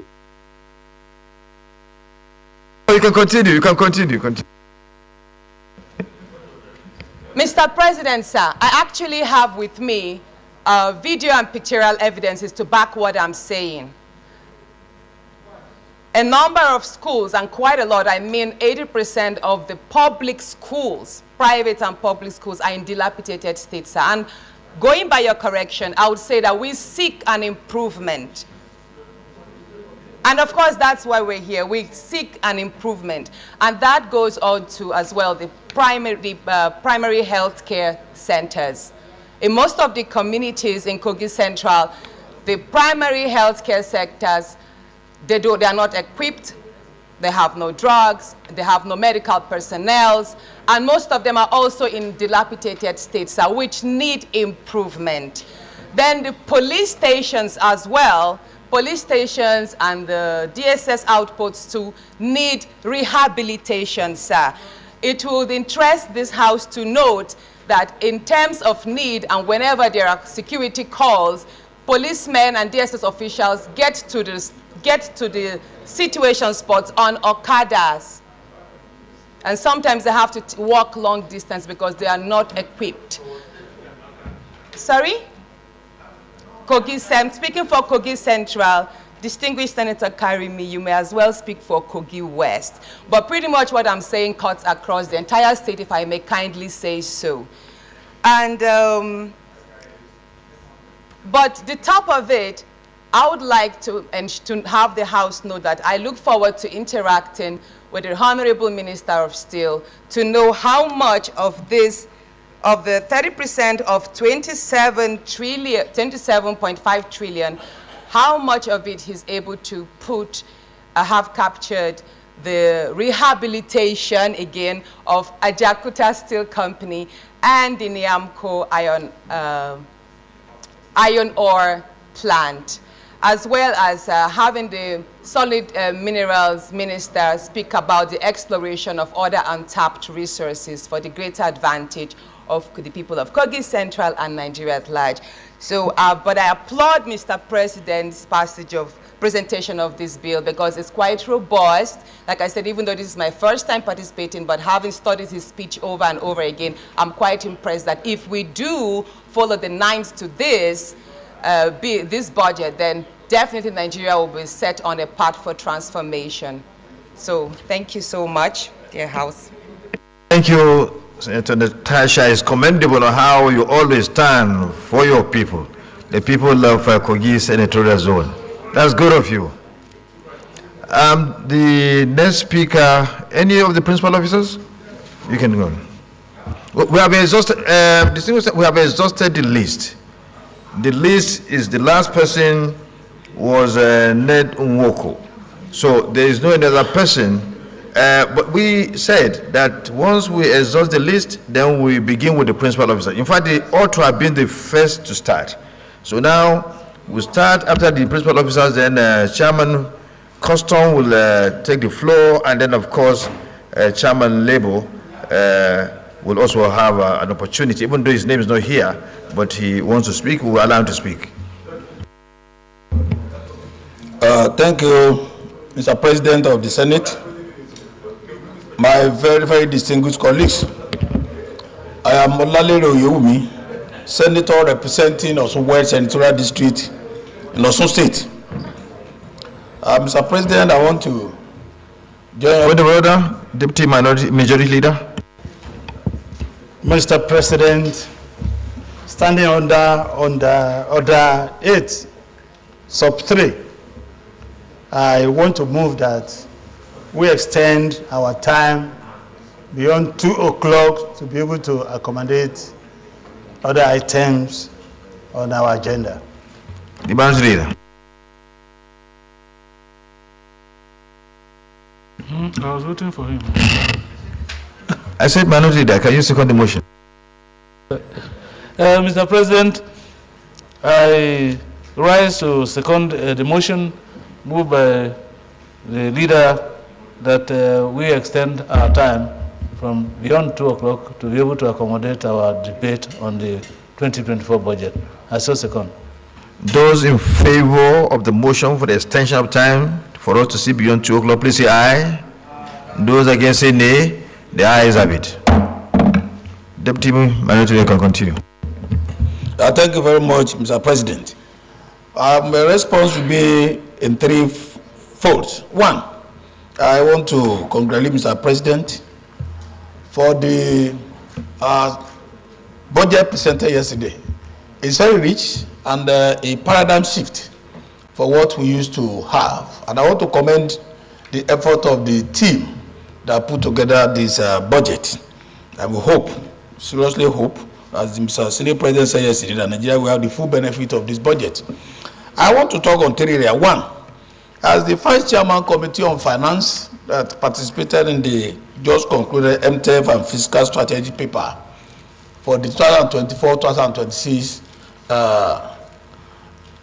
program of the government. What we observe from the various agencies that came to present their papers and their performance report to us shows that a lot needs to be done by the National Assembly to make sure that the people that are going to implement this budget are in tandem with the new realities of this budget. Because what we observe from most of the agencies, there is no paradigm shift. They are still glued to the old system of doing things. And I want to suggest that the various committees should take the responsibility of not end of the year monitoring. The monitoring should be immediately after the budget is passed. And I want to suggest also that there should be a midterm assessment like we've done for the MTF. Maybe after about 6 months, there must be a term that is given to all the agencies to come and give the report of their midterm performance so that you can assess the progress made. That is one. Two, we've met in this chamber after about 2 months. We put together a lot of projects that are ongoing, some that are abandoned. And when we are passing this first supplementary budget, A lot of projects have been approved in the previous supplementary budget. They were taken for the emergency request of Mr. President. And we promised that time that all those projects from where money were taken to the supplementary budget will be captured in 2024 budget. I want us to follow that request, because a lot of projects that have started have been abandoned because of the money that were taken to the appropriate to the supplementary budget that time. A good example in our own area is Ibadan, Ife, Ilesha Road.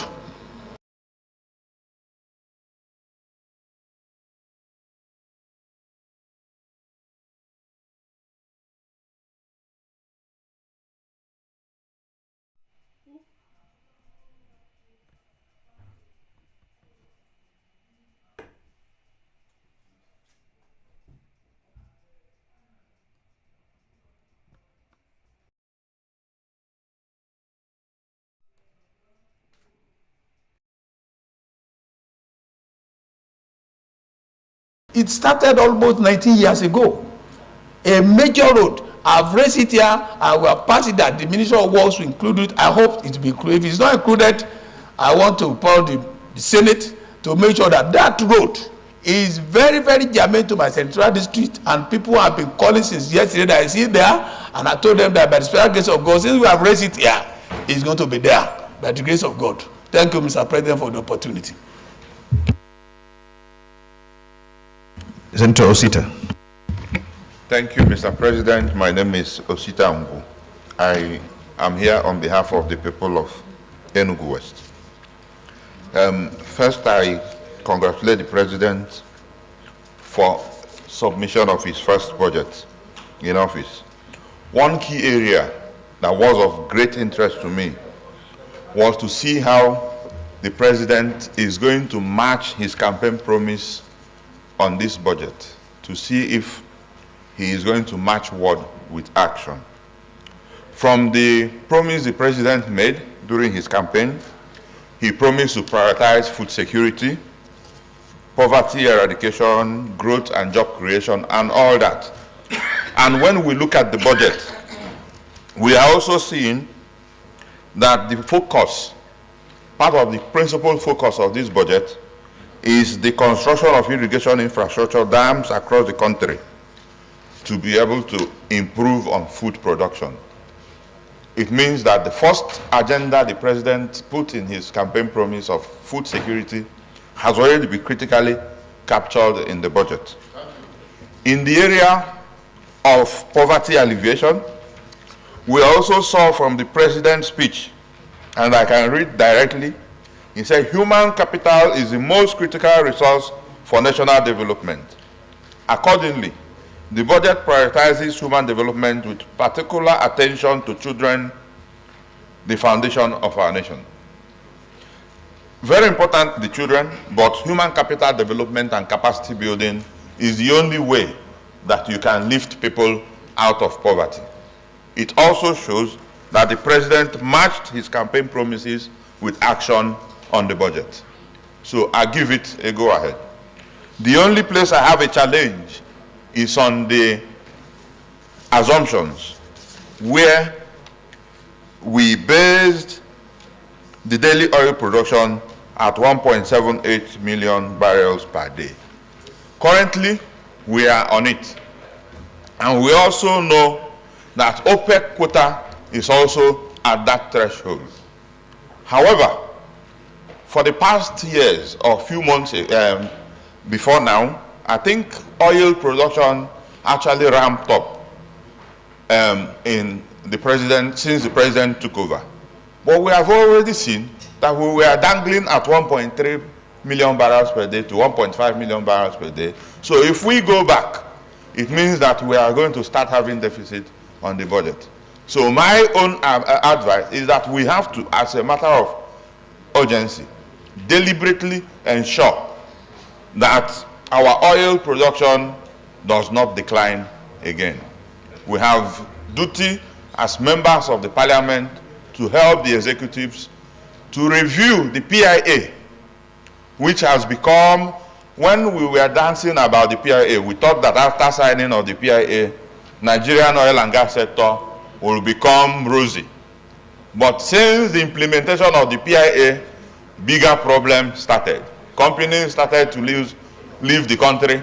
Even as at today, more international companies are leaving. We have to look at the PIA, especially the fiscal and the regulatory part of it, to be sure that we have a conducive environment for investment to come into the country. That is the only way our assumptions can be met. Mr. President, I am supporting that this bill be read the second time. Thank you very much. Thank you very much for being optimistic about our production output in terms of crude. Yes, now the government is trying very hard, and I know at the first stanza of the last administration, we're getting about 1.8, even close to 1.9. Now the issue of insecurity came into the entire thing. So it's not rocket science. The whole thing can be reversed. It's sheer determination and the zeal, the political will to do that. And I think the current administration has the political will to turn things around to ensure security and ramp up our production. So the good thing to do is to continue to encourage the government and give government the necessary support that it needs so that we can go to 1.9 or even beyond. So thank you for your optimism. Thank you. Any minority leader? You don't want to speak today? Tomorrow. Okay, Chairman Customs, Jibril Issa Ochocho. Then after you, Chairman Labour will take the sport, and then Chairman Senate Services. Your Excellency, the President of the Senate, very distinguished colleagues, I am Issa Jibrin, representing the very good people of Kogi East. Your Excellency, first I want to commend the President of the Federal Republic of Nigeria for this very well thought out budget, captioned budget of renewed hope. It is a budget of renewed hope.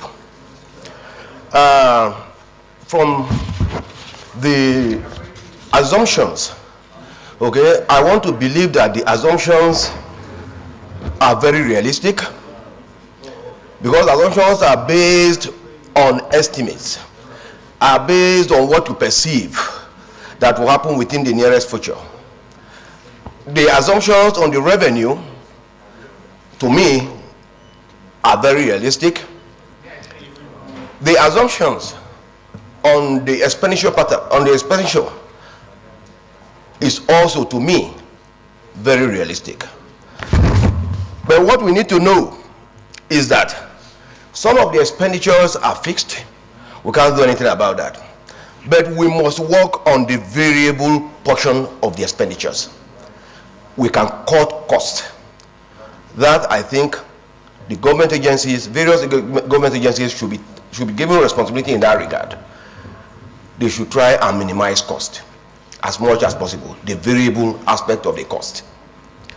Having said that, the provision for debt servicing, to me, is equally very important, because that has to do with the rating of Nigeria. We must be able to meet our debt obligations at any point in time. So I want to believe that that provision, which I believe is sufficient, is credible, because we must just not default in terms of our debt obligations because of our credit rating. Additional loans that will be sought from wherever should be deployed to revenue generating projects, so that those loans are in themselves self-liquidating. They will pay off themselves over a period. So I want to encourage the government to deploy whatever additional loans they are going to take to projects that are self-liquidating, self-financing, so that at the end of the day, they will be able to, the loans will be able to pay off themselves over a period. Having said that, the issue of PPP, private-public partnership, is equally very important.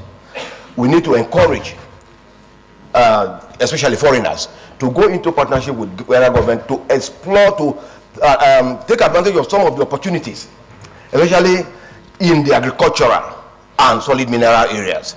Okay, public-private partnership is very important. Ease of remittance of ease of entry and exit of funds. That again, we need to emphasize it. When money comes in, the ease with which it comes in. When it is going out, in terms of dividends, in terms of repatriation of capital, the ease with which it can also go out, okay, is very, very important, because that also determines the extent to which some of these foreigners want to partner with us. Having said that, on the issue of social welfare, I want to believe that yes, it is equally very well thought out, because the social welfare scheme will address what I will call the unintended consequences of some of the policies that have come to play. Okay? The unintended consequences of some of the policies that have come to play. We will have to, as much as possible, cushion the effect of inflation.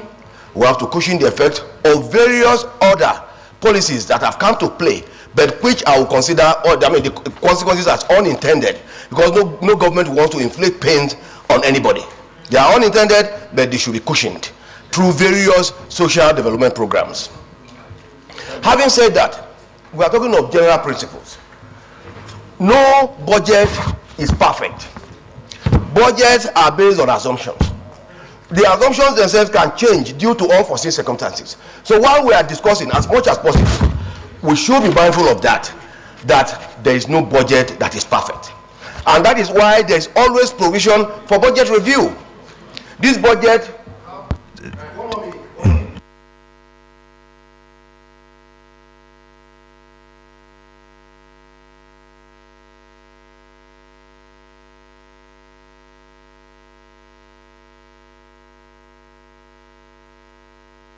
Your time is off, Senator Jibril Ochocho.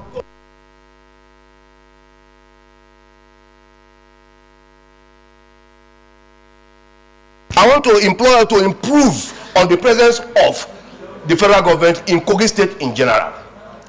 Okay? I want to. There are some bills that I moved in the 9th Senate, which I also intend to represent, which ordinarily should improve the standard of living of my people. Orthopedic bill, eye hospital bill, conversion of college of education, local ANPA to federal university. None of those bills were assented to by the president. I am going to represent them. Okay? And I'm very much in support of. Thank you very much. Thank you. That there is a need to improve federal government presence. There is a need. Thank you very much. A good senator is passionate about the development of his area. You know, is commendable. Thank you very much for your uncommon passion to develop Kogi East, right? Is that Kogi East? Kogi East, and because okay, thank you very much, Senator.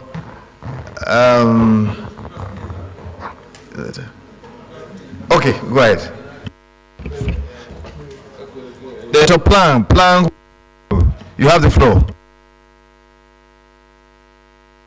President of the Senate, distinguished colleagues, I am Senator Dicket Plang, Senator representing Plateau Central Senatorial District.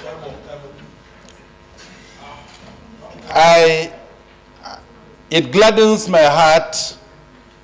I was overwhelmed when the President came and presented this year's appropriation bill.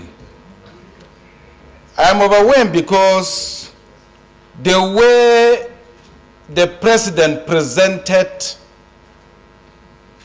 the appropriation bill shows very clearly to me, and I'm sure most Nigerians, that what he is presenting is not just a paper written, but something that is indigenous in him. It gives me hope. Secondly, psychologically, the title of the bill, the theme for this year's budget is that it's a budget of renewed hope. And I believe that the society and all of us live on hope. If our hope is renewed daily, this one will go a long way to create a progressive trip for us as a nation. I then went through the themes and priorities of the 2024 budget estimate.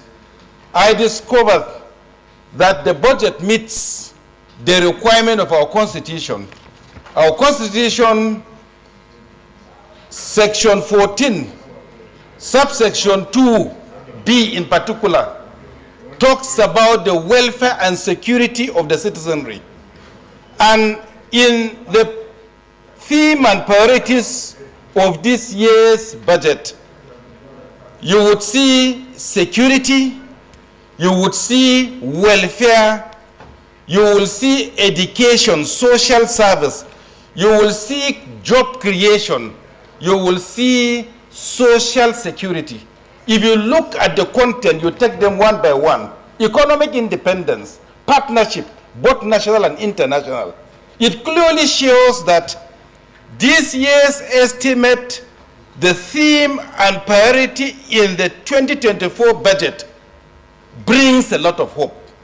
My own prayer is that, just as said by the minority leader and most of my colleagues, is that the paper and desire of our president shows a lot of future.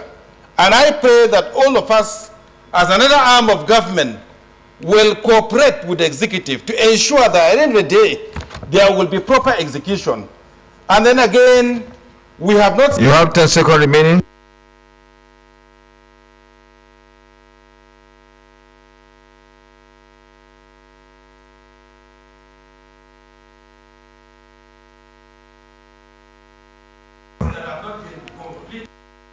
Focus Wamba Road.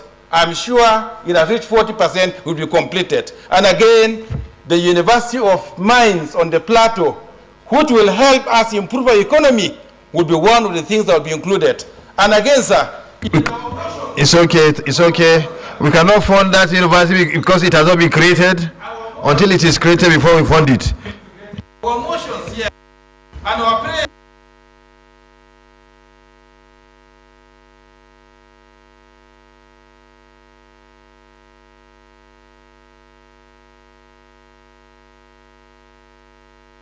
Thank you very much. Thank you.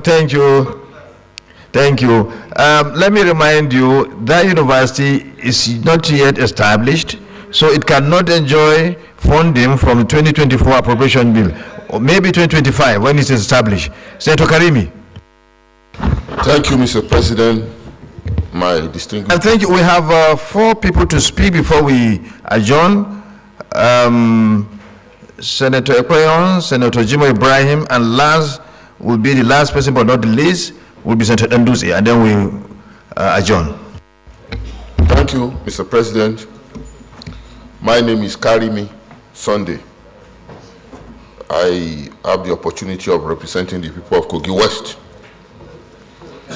Mr. President, yesterday was one of the happiest days in my life.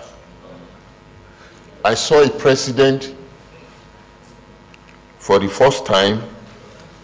Maybe I might be wrong, but I think I'm right, that understand the issues of his. It was not just reading from paper. He understand the issues. Yes, he used a teleprompter, but most time you see him not even looking at. I told you he did that. He didn't. He read something off without any aid. What he did yesterday, we never saw that in any president. He understands the issue of the economy, discussing freely. Come on. I can say that I give kudos to him. And I'm very sure Nigeria will be better off during President Tinubu time. Mr. President, the budget as presented, we could see that for the first time also, the difference between the capital and the recurrent expenditure was just minimal. You are talking of 10.26 trillion for recurrent and 8.7 trillion for capital expenditure. It used to be almost 75 to 25%. But this is almost 55 to 45%. Nigeria is getting better. He also talked about the fact that we are going to have massive road rehabilitation in this 2024 financial year. Most Nigerian roads will be touched. I believe the road leading to cutting across most part of my federal constituency, my senatorial district, will be touched. So we all need to work together with this government to make Nigeria a better nation. Our president is focused. We have a task at hand, and I believe we're on track. Thank you. Thank you, Senator Karimi, for commending Mr. President. He showed that he's ready for the job. A very good grasp of what it is totally needed to shape, to bring prosperity to this country, to reshape this country. He showed that through what he read yesterday. And it's good that you commend him for that. We also commend him. Everybody commended him yesterday. And that's why it's good for us to work together in tandem with his vision so that we bring prosperity to this country. Senator Ekpeyon.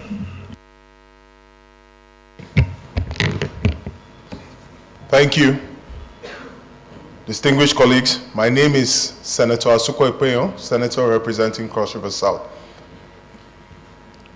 Distinguished colleagues, on the 29th of May this year, His Excellency President Tinubu inherited an economy, part of a global economy that was facing a lot of external shocks and internal shocks. External shocks such as the global recovery from the coronavirus pandemic, where Western nations had tried to eliminate the sufferings of their people with various monetary and fiscal policies that have led to inflation. Also, strife and wars in Europe, which have even increased over the course of the administration. This has led to several shocks that are being suffered by the Nigerian economy.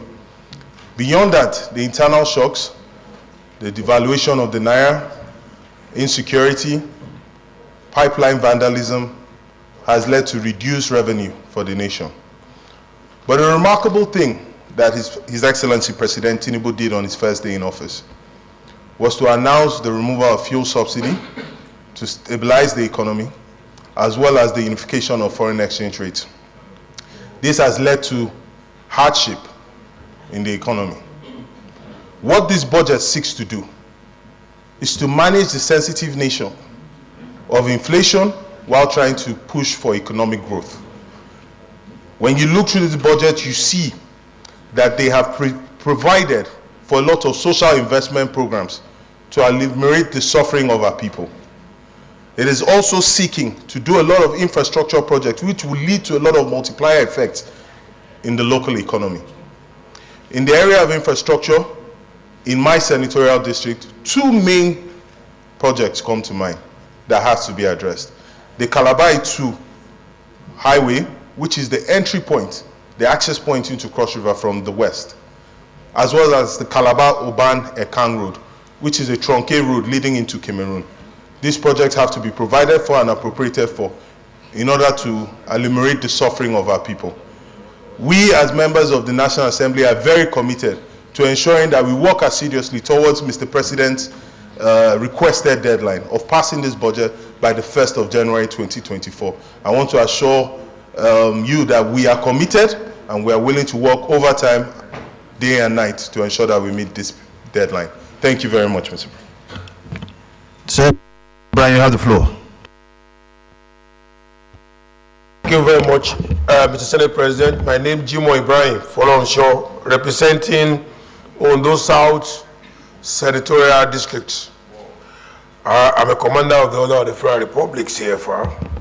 Mr. Senate President, this is a very significant budget. It's what we need now at a very time when we have converging complexities in our national life. The past administrations, not limited to one, converged so many complexities in the economic life of the citizens of Nigeria. But this budget, as titled, is a renewal of hope and the desire that life is back to Nigeria again. Most significantly, Mr. Senate President, is the fact that the recorded expenditure of 9.7 trillion is very close to the capital project of 8.6 trillion. Look at that closeness. Just a gap of less than 1 trillion, meaning that we are not presenting, the president didn't present a budget in which we will be spending and paying salary without attention to our roads and infrastructure. So as much as we are paying 9 trillion for salary, we are also using 8 trillion for capital projects. This is very, very significant, and I just want this Red Chamber to take very judicial notice of this very, very high level achievement of Mr. President. Because if we are budgeting for roads and infrastructure, then we won't get where we are today.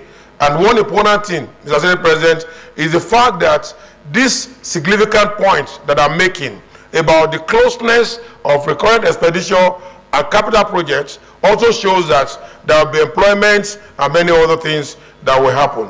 But I really want to draw your attention to the fact that we then need, in fact, Mr. Senate President, if we didn't put 8 billion on capital projects, we won't have a deficit budget. The way it stands, we'll just simply have a balanced budget. But nothing is constructed. Salary are paid up to date. And that makes this budget very, very important. Lastly, I don't want to take much of your time. I want to emphasize on the fact that how do we fund this? The bitumen global market is worth $47 billion. Only 9 countries are participating. Mr. Senate President, Nigeria, by geophysics data of the World Bank, is the second largest depositor of bitumen in the world. You know, in those states alone, $47 billion bitumen is deposited there. So establishing the Bitumen Development Commission will help us to fund the budget accurately, not now, even between now and future. And Ondo State play a very significant milestone in this.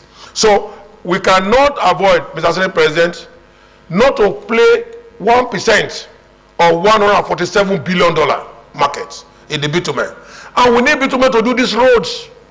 We need bitumen for the construction of these roads significantly. You have 10 seconds, Senator Jimmy Bryan, CFR.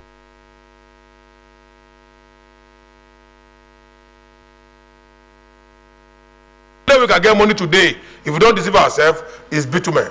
Because the process of extraction of bitumen in Nigeria is two steps, but globally is 7 steps.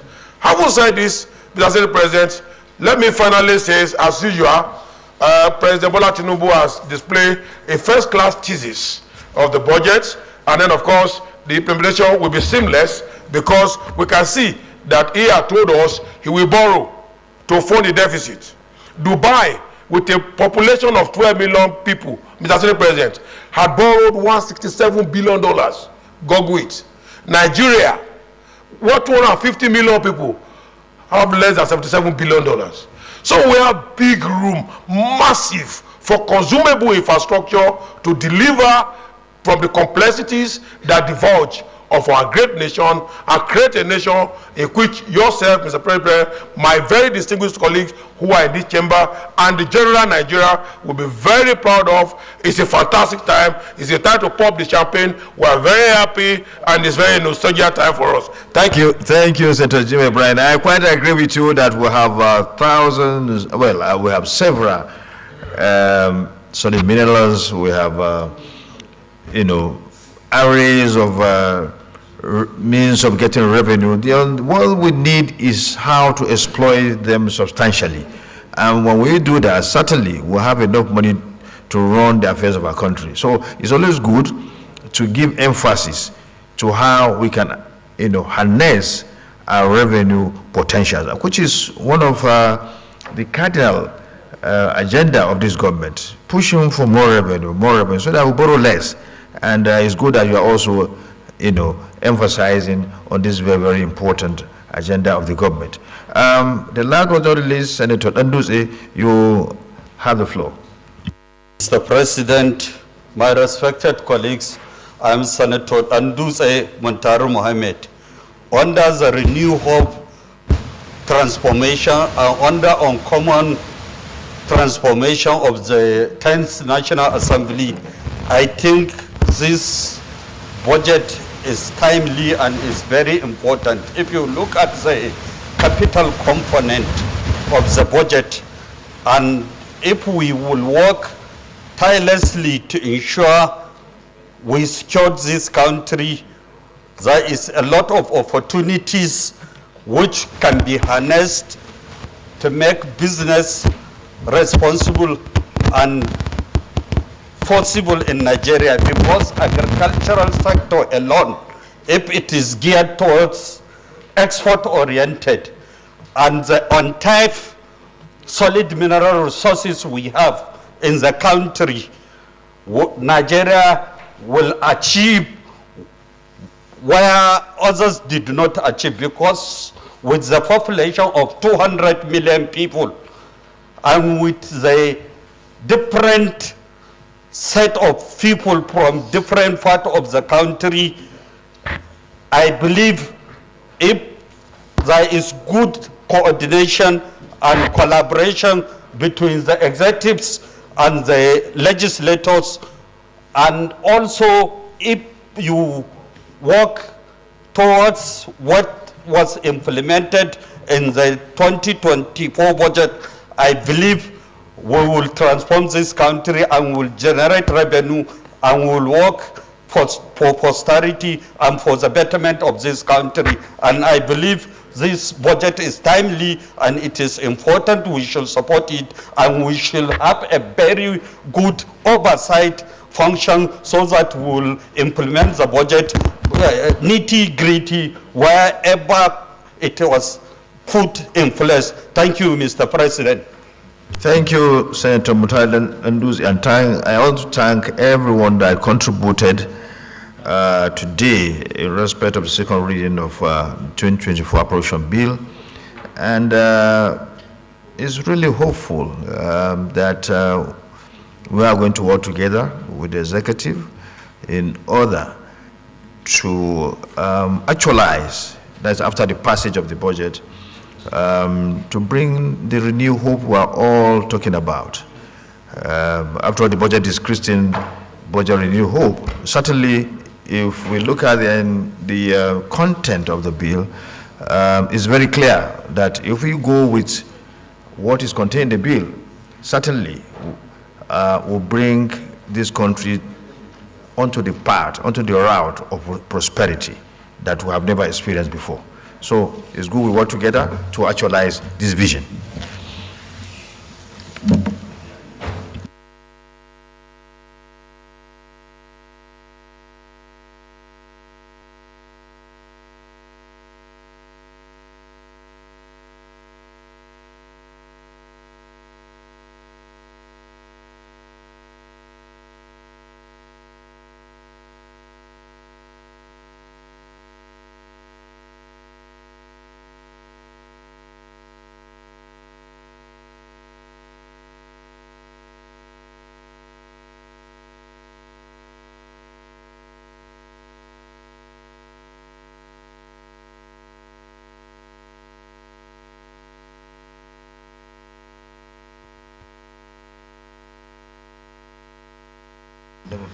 Let me thank the Deputy Senate President and thank distinguished members.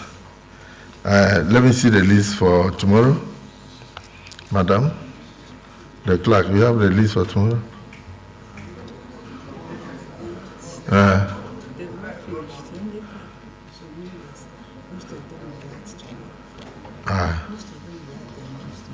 Okay. We want to give everybody the opportunity to at least add his voice to the general principles and merits of the 2024 appropriation at this stage before we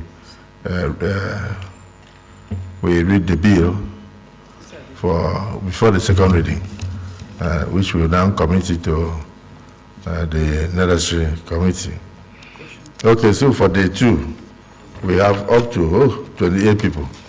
So I think this is good enough, and then by tomorrow we should be able to round off the discussions. So for now, distinguished Senator Issa Jibrin has given us, is inviting us and informing us of the marriage of his daughter, Fatima Issa, to Idris Akombi, scheduled for 29th and 30th of December, 29th and 30th of December 2023. The details of the events are spelled out in the invitation cards earlier sent to all distinguished senators. You will appreciate our kind presence to honor him and his family at that particular occasion. Then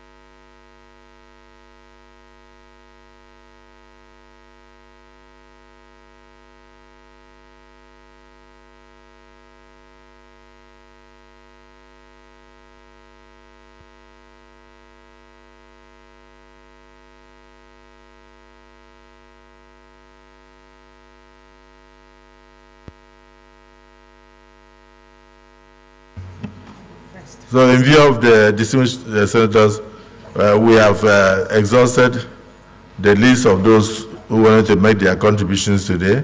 But we have the list of those who want to make their contributions tomorrow. And I think it's important that, yes, Senator Zam, you want to say something? What? Tomorrow, I'm for tomorrow, sir. Okay, then, having exhausted all the items on the other paper, this Senate is hereby adjourned to Friday, the first day of December 2023 at 10 a.m. prompt.